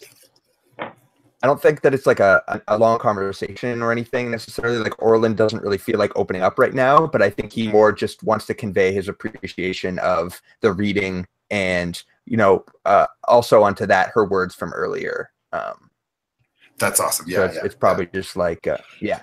You like mutter something kind of odd, right? Like, this is the best I could do. You get it out, and she nods, and you break, right? We'll see if she comes back later. Cool? Yeah. Awesome, man. That's great. Good scene. Keith, your turn. What downtime would you like to pick for your character? I did pick up 6 stress. I should probably try to clear some of that. Sounds like a plan. What's your vice, my friend? Tell me. Ostentatious displays of millinery and haberdashery. So I go clothes shopping, and what I want is anything that's not damned gray or brown or black. Perhaps you stop at an Aruvian store then. Lovely. I think I probably waste my proceeds from this job on some really ostentatious, you know, a vest or something that just looks really ridiculous, very peacock, you know, like. And then I absolutely drive my cousins nuts by preening and bragging about it. Well, let's do the scene where you buy the vest. I think that's awesome, right? Let's do that scene. So why don't we cut to, like, you know, so there's Orlin. I love Orlin's my kind of character. He's so like sad and like brooding and like totally, but you're like the opposite, man. You're like my buddy Justin. Like you're like mirror. There's the gas lamps. You got the peacock thing on. There's an Aruvian tailor there. His skin dark. His clothing very sort of loose and hanging in a way that Acrosi fashion sort of rejects. But what he's made for you is kind of a fusion of things, right? It fits in with your usual Acrosi stuff, right? That look you have from Duskwall. But it has these Aruvian colors to it. This sort of rainbowish flame almost to it. It's just a glint in the gaslight. And he says, Mr. Whitethorn, I believe that vest looks good on you. And go ahead and make the roll. Let's see how it looks here. I think it's brilliant. I think it's absolutely spectacular. You always go by your worst stat. So for you, that's insight, meaning that you roll 2 dice and take the lower. You're not always the smartest guy in the room, right? You can't see what other people are pushing past you, right? So let's go ahead and have you make the roll and see how well this suits you. All right. Oh no, a 6 and a 1. That's like the saddest roll, right? Okay, good. Yeah, he says to you, yeah, it's actually hideous. well, yeah, I think that it does. It actually like is fake in some ways. Like it's not real, right? Like right. The shine of it is like a thing he sort of wiped on it, right? And fooled you, the foolish Scovlander, right? You know, and you only clear a single stress, point, right? But when you get home to show it off to your brothers and your cousins, or to your cousins, you realize that it's not real, right? Like it's on my hands. I mean, I've been doing this. Yeah. I'm like, oh, look at this, and I stop and I realize like, oh. That's great. One of them should point it out to you. So who is it? Who is it? Which PC points out to you like, look at your hands, idiot? Right? Like that foolish Skovlander was taking advantage of. Who points it out? Yeah, Everybody jumps at the opportunity. Everybody does so. Yeah. Tekla, what do you think? Is it you? I don't point it out, but I tell everybody else so they can do so. Hey, Like we're all laughing already. At the end of the day, I guess when we're having our brandy by the fire, that's when we like finally tell him and let the whole day we've just been having a little bit of a laugh though, I think. Yeah, by the time they tell you, you look in a mirror, you've got it all over your face, it's all over the rest of your clothes, right? Like they tell and you're just pissed, right? Oh, love it. Right. I think I only get back one stress, but I think everybody else gets back one additional. Yeah. It's good times. All right, Tekla. We call you Rainbow Yawn. That's nice. I like it might be a good name for your character, Rainbow, right? For this. Where how'd you get your name? This one time I bought this vest, right? When you go back to the merchant, they're gone. Like he just moved on. Like it wasn't even his store, right? Like that's stall in the marketplace and yeah. Totally vanished. Love it. All right. Tekla, what about you? What do you do with your first downtime? Yes, I need to continue the long-term project of bringing Demon Dust to level 2.0. Next level Demon Dust. I love it. Okay, cool. So I assume that you invoke your alchemist in this project, the two of you. Once again, cutting open things, peering into the darkness, seeing what you find in the lab. Exactly. He's in the demon kitchen. Good. Now, for the expert, because he's doing it with you, basically you do it as a group action, which means that his role is added to yours. So by invoking him, you're risking some more stress, basically. But since it's a downtime, I'm just going to give you an extra die. Okay, that's just like to keep it simple. So we're just going to give you an extra die for this. Okay. So let's go ahead and have you roll to start. I think rolling before you do this makes sense to frame the scene. What are you using here? Are you attuning? Or are you studying? What does this look like? I'm studying. It's a rather theoretical exercise here. So it's like we're preparing and mixing, experimenting. Oh, I like it. So this is like the alchemist side of it. He's showing you chemicals and things instead of necessarily peering into the darkness. Now you're actually playing with the formula. Yes. Love it. There's still a lot to learn. All right, cool. Now, for a long-term project, you always roll the action. So what do you think? What do you think makes sense in terms of helping and that kind of thing? Like I think the alchemist is clearly involved, so you get a die for that. Do you want to involve any of your other brothers or your cousin? If Quest is interested in helping, like he's the machinist, so in the kitchen. I'll help you. Okay, great, cool. I'm also curious if Quest is more interested in Tekla's whole deal after he saw the sort of ritual that you performed. Yeah, I think like in some ways it's opening up a new world to me. Especially I kind of like that I was like, oh shit, things like this are kind of real and more than I thought, and then later on like a ghost tries to possess me. Yes. Yeah, I like it. Go for it. Please, take care that Dart is not coming in. There's too much ectoplasm here, and he likes it too much. Go for it. Position, right? Or there's no position. It's just your success will dictate how many ticks you make on the clock. Okay, so I get 2 bonus dice, right? Yeah, you've got a lot of help for this. A lot of characters engaged. That is cool. Yeah. So I have 5. 5. So 5 is 2 successes. If you would like to spend a coin or a rep, you can bring that up to a 6, which is 3 successes. I could finish Demon Dust here, dear brothers. Yes. Yeah, I don't have any coin. How would you mind? You have coin. You got one from last session, didn't you? I spent it already. Oh, you spent it. Okay, that's right. Yeah. I gave it to the blue coat. The poor That's blue coat right. in his sad That's right. family story. Yes, yes. But the house, like the man, we got some coin for the crew, right? Yes. I think you my can totally brothers would spend one of immediately those. go out if I asked them for some extra ingredients to go and get some. Yeah, that's great. I love it. Yeah, Nice. maybe you ask Orlin to like pick up this huge list of ingredients. You come up from the basement, you're all like disheveled, and you just push this list into Orlin's hands, and Orlin like, what do you do? Like, what do you look at the list? Like, you're like, oh, what is this shit? Like, are you excited to help them? What does it look like when you go spend this coin on this long list of alchemical materials? It's sort of like I'm taking an order from a superior officer. Like I kind of look at it like, are you serious for a little bit? But then I just go and do it because I know I don't understand this shit at all, but I know that Tech is doing it for a good reason, and I know that it's good for business, so I do it. Awesome. All right. Yeah. Great. If you don't get the frog eggs, don't mind. It's like we can also replace them with chicken eggs in the worst case. Just have a look what kind of eggs you can find. I can make use of it. Sure. Eggs, yeah. Eggs.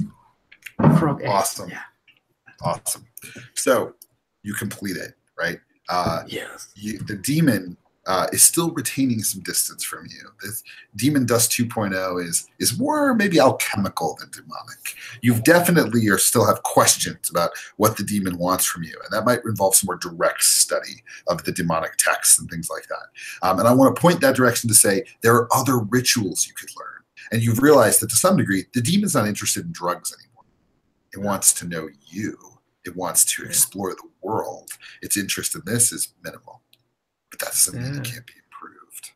Right? What the alchemist has shown you has made demon dust more addictive than ever before. It's finer, more granular, easier to hide. I'm basically going to give you a special alchemical formula that you can make that will have certain effects. So if you look on page 227, there's a sample special formula. It's like devil root, dream essence, drift oil. I'm going to write a special one for what is effectively enhanced demon dust, and we'll give that to you next session. But what it is basically more than just a drug that people can do. It's now become a substance that has a greater effect upon the world. It's probably not something you want to give to regular people. Like it could kill them, right, when you give it to them. But we'll talk more specifically offline about what it looks like. Is that cool? That is cool. Yes. Okay, awesome, good. Now, you probably still want to give the regular 1.0 stuff to the people you sell drugs to. There's some complications that may come from the 2.0 stuff. Okay, but great. We'll get it under control. It's just a matter of time. Awesome. Fraser. I have an action that I think will take up both of them. It's kind of like put together. And what I want to do is actually, I think the ghost that tried to possess me and was repelled is like wandering. And since I like imbibe their life, I want to put them at rest. So I think I go ghost hunting with a long-term project, maybe. Yeah. I would say for this, it's probably a pretty tough job. I mean, you're not ghost hunters. You don't do this very often. Right. Yeah. So I'm gonna say it's a 6 o'clock, and we'll say it's track and ghost. That sounds awesome. So that clock is open and empty for you, brother. What do you do to track this down? Are you attuning, or are you doing something to like track down where the ghost might go? What does that look like? Yeah, I think I'm prowling, and I'm using the moments of their life that I remember to go to this place that they would go to. I love it. That's awesome. I love the whole like you are touched by this ghost. You have flashes of his life, that kind of thing. Go for it. Yeah. Cool. You do this alone? Yeah, I think so. I think it's a solitary thing because I'm haunted and I'm not ready to tell the family about it. That's great. 6. What? Okay, cool. Yeah, 3 successes. Cool. Yeah. So you will say, where's one of the places you go? Let's have you define that. What do you think would be fun in terms of what's one of the places you go that this person would have been at in their regular life?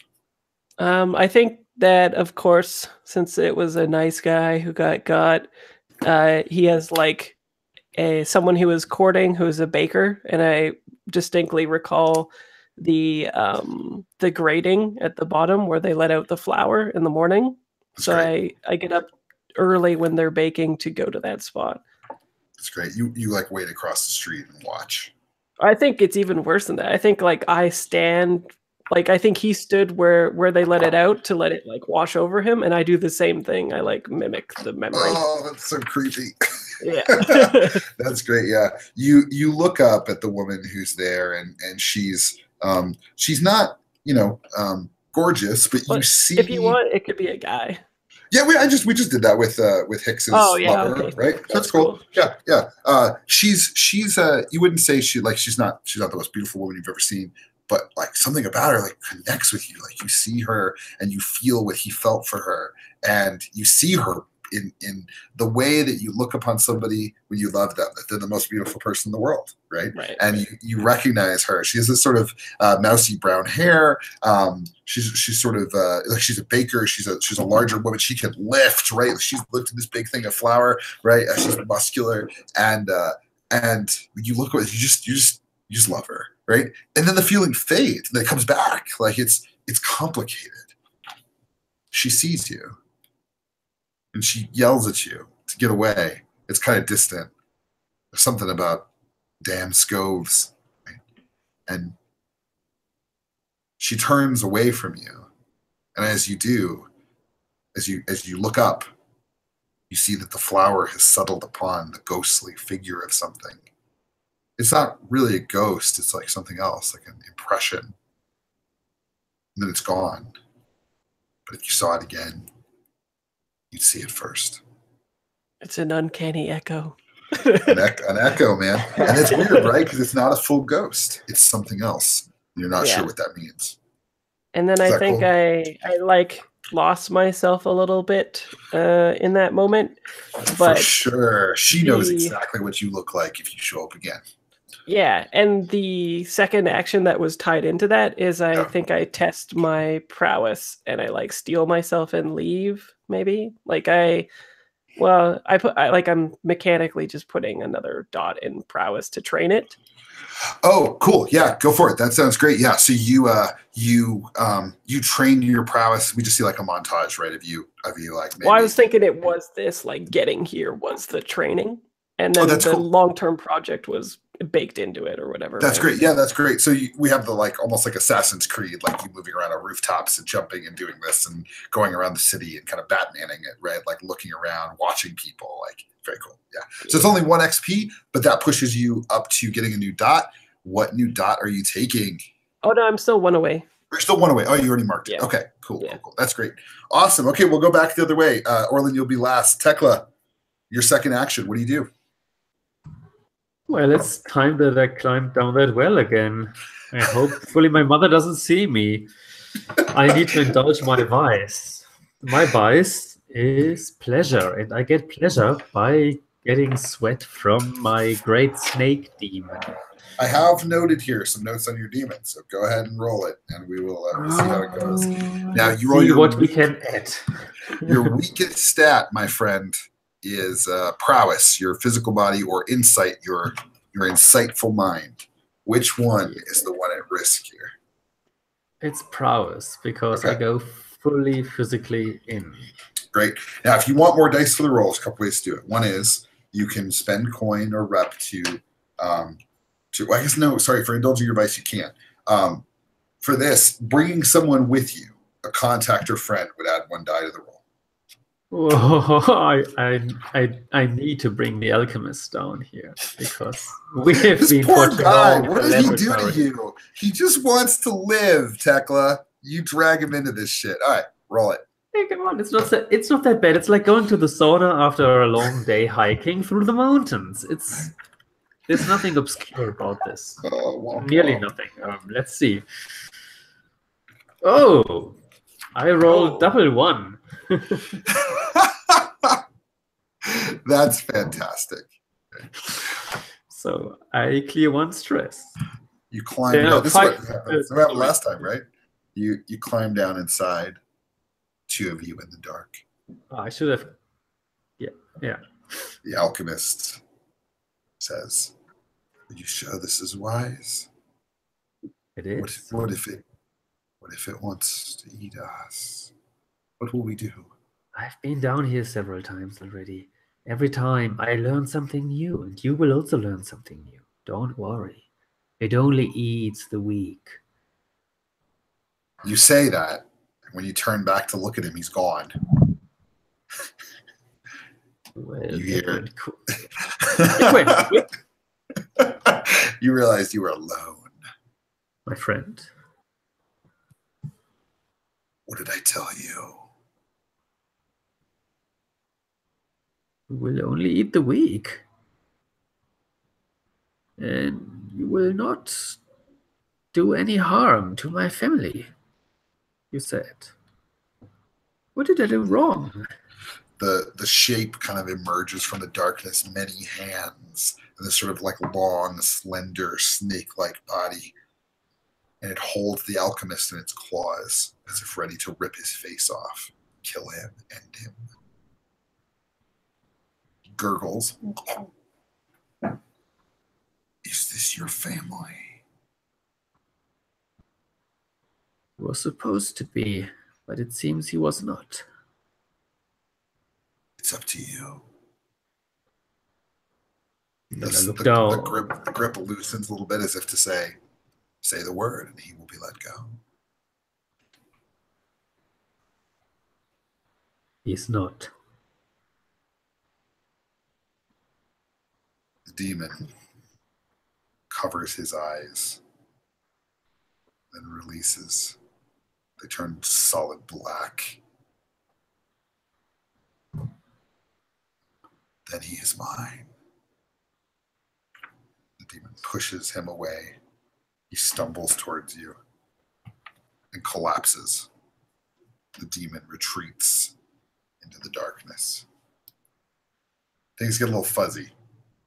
Like you're not sure what's happening, but you kind of remember carrying him up the well, up the stairs, up the wall. You don't remember.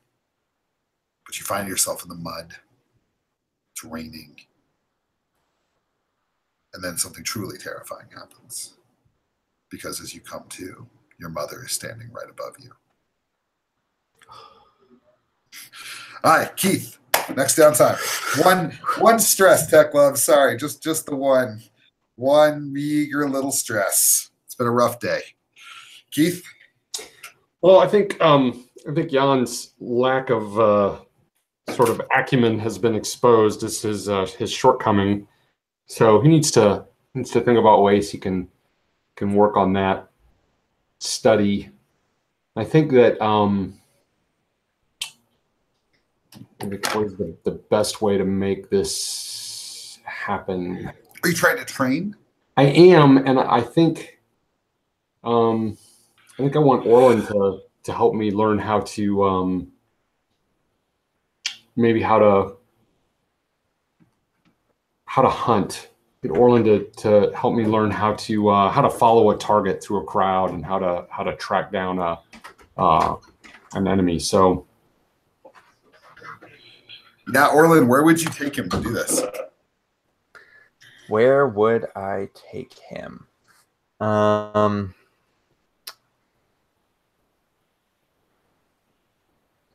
Probably to Coleridge, because one, to kind of take him out of his element, sort of a little bit, and two, because it's loud, it's smoggy. There's people walking around, working kind of at all times. So I might use that to kind of as a good, yeah.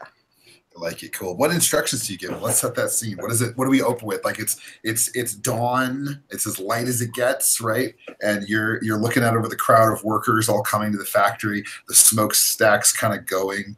And actually, we'll do right here. One of Elf's guys comes up to the two of you and to open the scene, we'll say, and he puts the coin in your hand. And he says, "Ulf sends his thanks."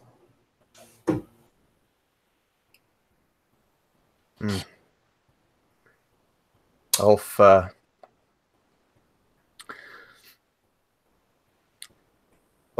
suppose, should be glad that the business is dealt with and that he didn't have to get his hands dirty. It's of no concern to me, she says.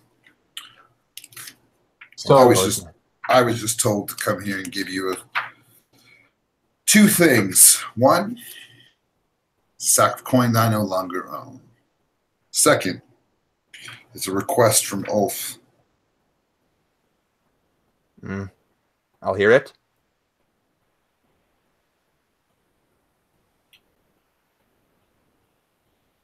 The unfortunate passing of his brother merely removes one cog. The foremen, they keep pushing. The union keeps fighting back. I'm not sure exactly how to say this, but Ulf has a few people that need to be disappeared. Works there if you want it. It's never just one, is it? The problem with people is that there's just so many of them, she says.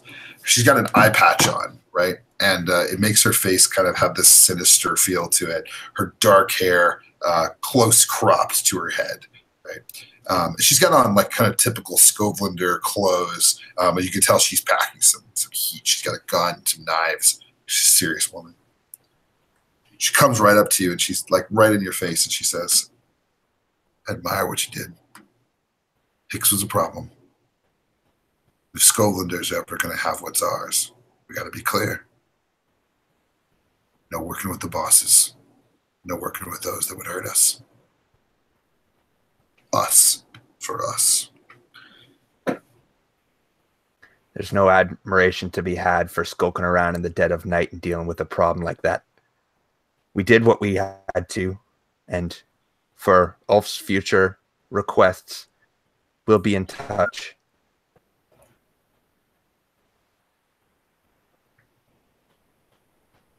If the war hero says so.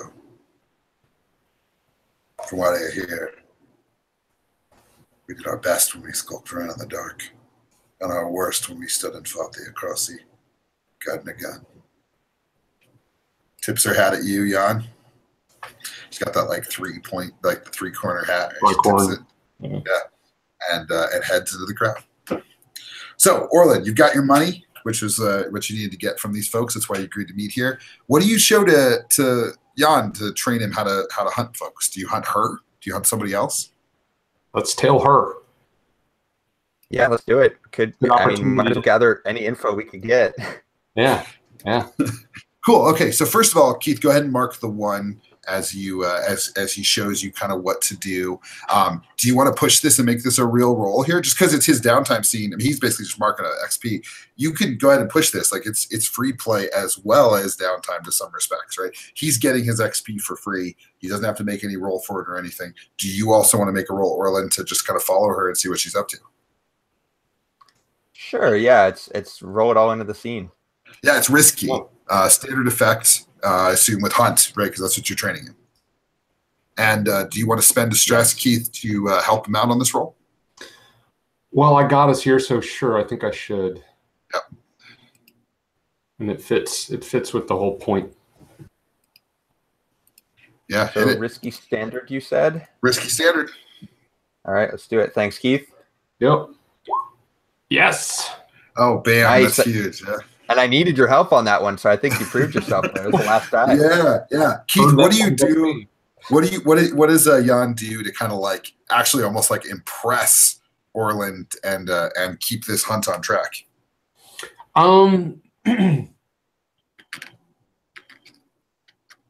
Boy, that's actually a tough one. I think that you know, he's a big, imposing, and an intimidating looking character. Jan is really good at clearing a path through the crowd when need be.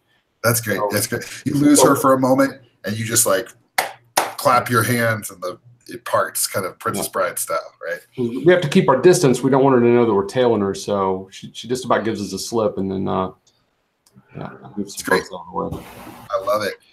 You track her back to the old forge. which is a building that's kind of been abandoned for a while. Used to be used by one of the factories. The factory closed down. And the forge was given up.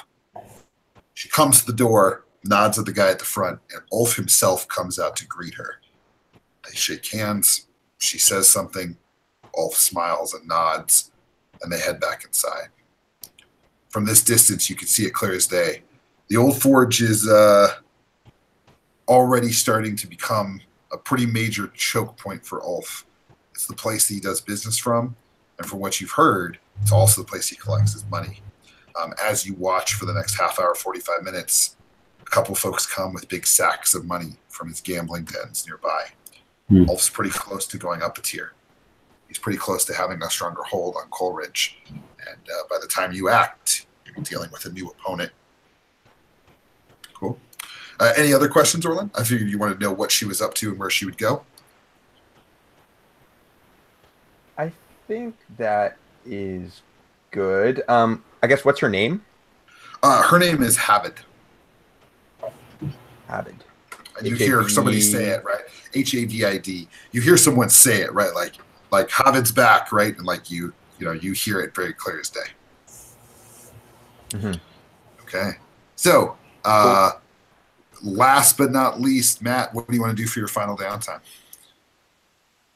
Well, I think that when Havid mentioned, that Ulf wanted other people dealt with, some foremen, my thoughts immediately went to Brenna, because I have been thinking about her a lot since the last scene that I had.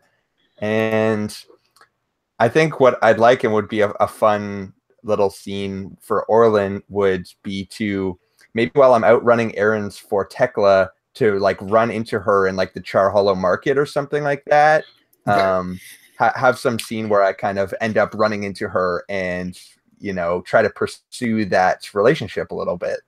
That's great. What do you want from that relationship? Is this a long-term project where you want to make her a contact or ally?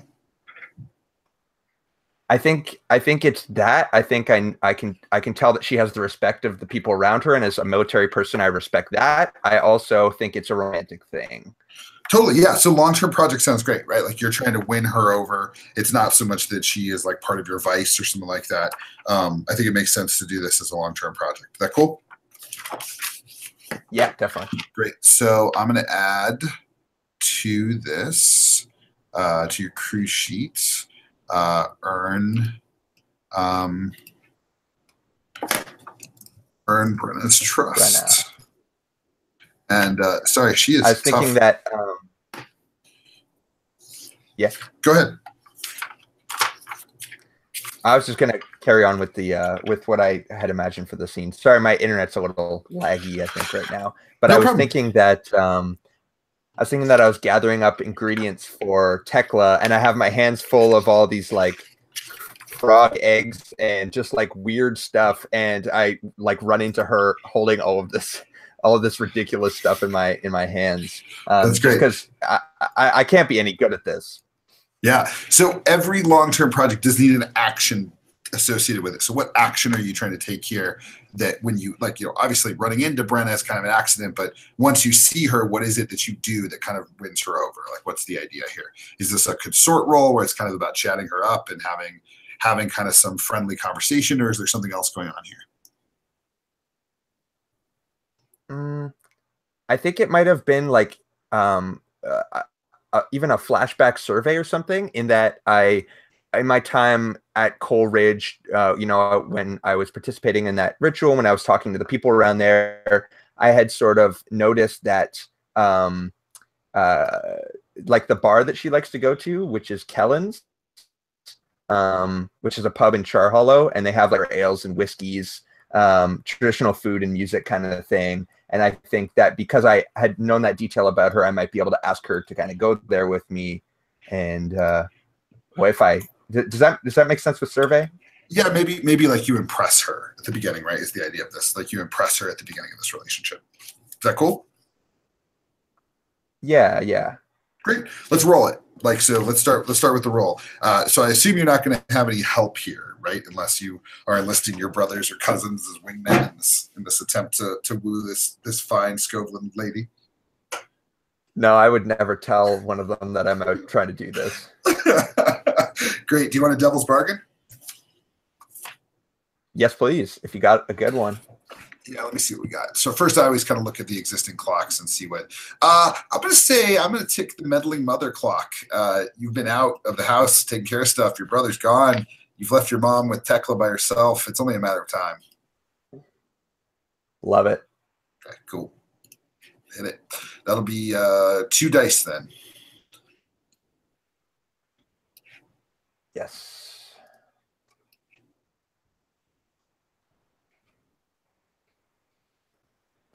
All right, that's a 5. 5, 2 ticks. Cool. Yeah. So we'll open and you can remark on this bar and you know it or whatever, and she is immediately impressed, right, that you were paying attention, and she gestures at the large amount of stuff that you have with you, and she says, "Are the Whitethorn gang running the farm now?" No, it's for a stew. A stew. You're making stew now. Yes, Mother's been trying some new recipes, and Tekla's been hanging out with all sorts of folk with all sorts of strange culinary traditions. She gets a little tired of the old Scovland dishes, so she wanted to spice things up. So I've got some ingredients. Oh. I don't spend a lot of time with criminals.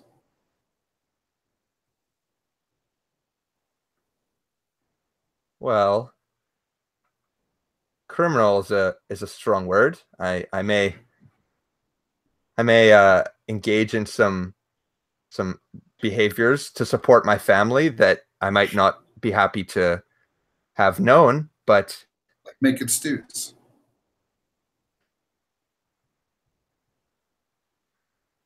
You should taste my sister's cooking. It's delicious.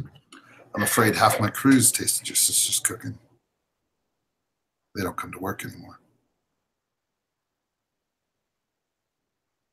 Well, she does have a mysterious side, but when you get to know her, she has a warm heart. Trust me. You can tell she's clearly interested in you. She's impressed by you. She's intrigued. But this whole being a hawker thing is not for her, right? And she says, Hicks didn't show up for work yesterday or the day before. He's been missing for 3 solid days now. Somebody asked me if I knew anything about it, and I said no. But I do. I gave you the address. You gave it to my cousin? I gave it to you. Your gang, your family. You killed him, didn't you? Killed that man.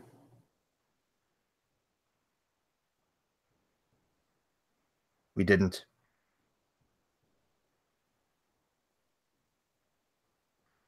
I think kill him.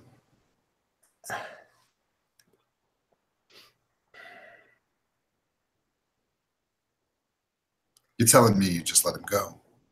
You went to his house. I think you've gotten a wrong impression of me, Brenna. I understand your trepidation when it comes to folk that deal with the kinds of people that I do, but we are not all black-hearted as you seem to make us out to be. I don't think your heart's any blacker than mine. I think your line of work is different. I work in a factory. You work on the streets. You can tell me it's not the same, but I know it. From what you say, I should expect Hicks back at work any day now then, huh? He's certainly not rotting somewhere, fed to eels, his ghost wrapped up in a bottle you have at your house. Everybody on the street says the Whitethorn gang takes care of Wolf's problems now. I heard your words when you spoke to me and Jan, and I heard your words when you read from that passage. And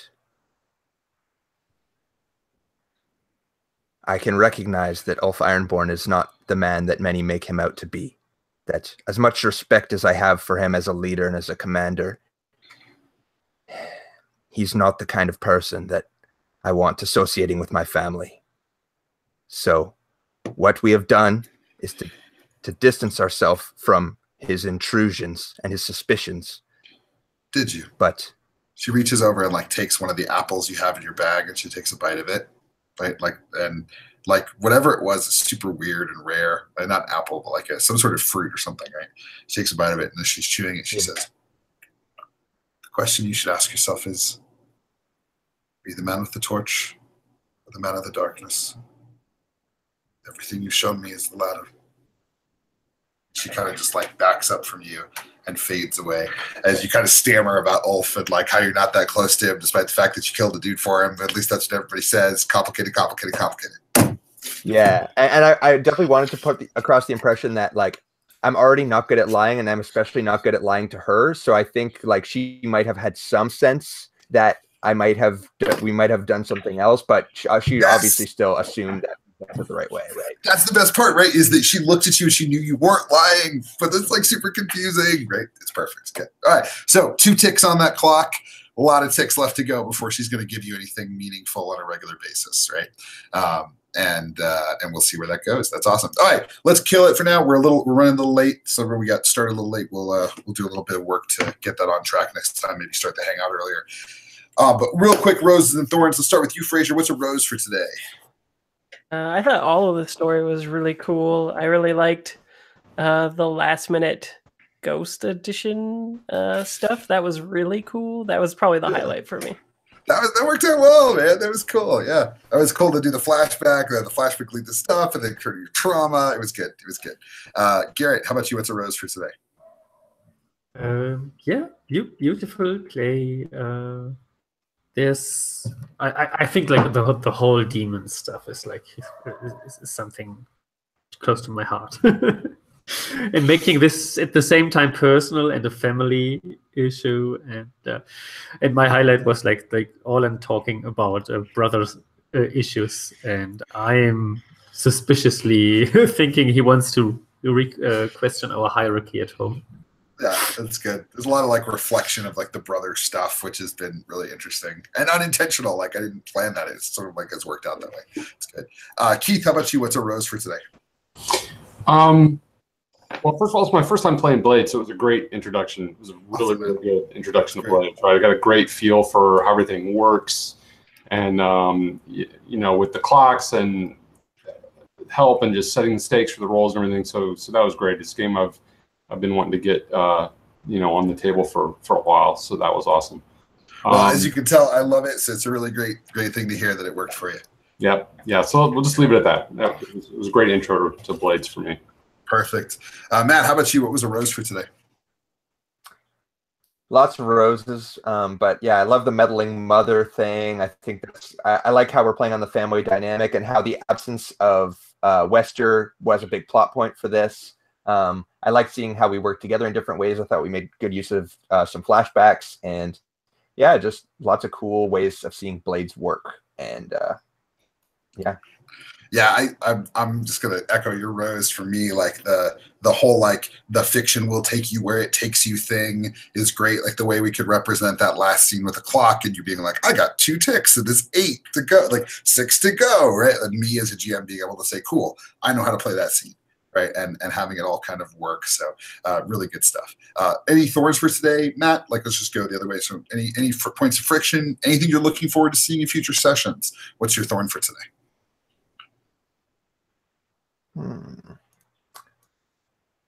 I don't have major thorns really. I guess I'd like to kind of dig into some more items and being comfortable with using gear more on jobs, because we kind of only, you know, usually use 1 or 2. Maybe it might be nice to see a more nuanced score where there's a few more elements involved, or, you know, more moving pieces instead of, you know, the 2 that we've had have been kind of direct and single targeted, but I think they were both still really satisfying and interesting. So yeah, those really come up with higher tier targets too, right? Like, so going to a tier 3 gang, trying to break a safe where you really need that gear to close it, right? Like we got to bring that into the story, which is great thorn. Keith, any thorns, any friction for you today? Anything you look forward to in the future? No thorns or friction or anything I was disappointed in today, for sure. I would like to. I loved the family dynamic too. I'll just echo on that. I love the way that started to develop. I really, I guess if I had a tournament, it would be that I probably won't get to see too much of that play out. I'll have to watch the recordings, sessions to see where all that goes. And I loved the creepy, spooky sister. Just that was aces. So yeah, Tekla, as always, like there's. Garrett was so funny about, I don't know if I can play a whisper. And I'm like, Garrett, you could be fine. Like, it's going to be good. So, all right, Garrett, any thorns for you today?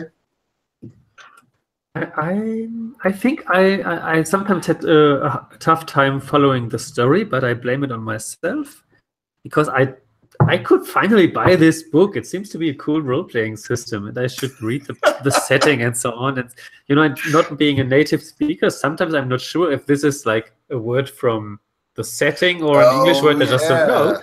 Yeah. Well, it doesn't help that I use a lot of slang to begin with. So you've got like regular English, Mark's slang English, Duskwall stuff. Yeah, so exactly. Yeah. But I have that issue sometimes in other games as well, that I'm not, what's going on exactly? Who is with whom and what and so on. But sometimes it's also a matter of energy level and concentration. Yeah. But I have my part of the story, and the freaky sister is even more freaky if she doesn't know what's going on. So it's perfect. My favorite comment in today's chat that nobody can see but us is a heart of gold he has, you said. And I thought that was just such a perfect way of expressing Orland's character. A heart of gold he has. It's very elegant. So Fraser, I guess I'll say something, but your last player thorn for today. I can't think of anything other than I hope that I could get into future sessions. I don't know. It's a little strange. Yeah, it was. I thought today worked out great with one new player. It was really cool. It was really great. So I'll have to give some thought to how to make that work. Maybe talk to Lowell a little bit how he's done kind of open play games. It's also possible we could have 4 new characters and we won't pick up the Ulf story. They'll instead be like, hey, we're the guys who sell drugs at Six Towers for the family, and they do a whole bunch of Six Towers stuff. And then when there's a majority of you in a session, we can come back and do the Ulf stuff, right? So we can kind of adjust the focus of it, wire style, on who's actually the characters in the game. My only thorn is, I think it's got to be a 4-hour session, mostly because it's got to have some time to deal with problems up front or rose and thorns at the end. So we're a little ambitious to try to make it a 3-hour session. I'm probably leaning towards 3.5 or 4. So that'll be my thing I'll change for future stuff. As always, thank you very much. It was an awesome game. Really, really enjoyed today. And especially Matt, I think you just added a ton of great scene. You just set so many great scenes, made it really easy for me as the MC to be like, oh, you're pursuing a romantic relationship with an interesting character? Let's do that. That makes it so easy. So really big props to you, and props to everybody for just going with the system. Really, really, really love it. It's going to be good stuff. So talk to you soon. Peace. Thanks, Mark. Have a good night. Thanks everybody. Bye, everyone.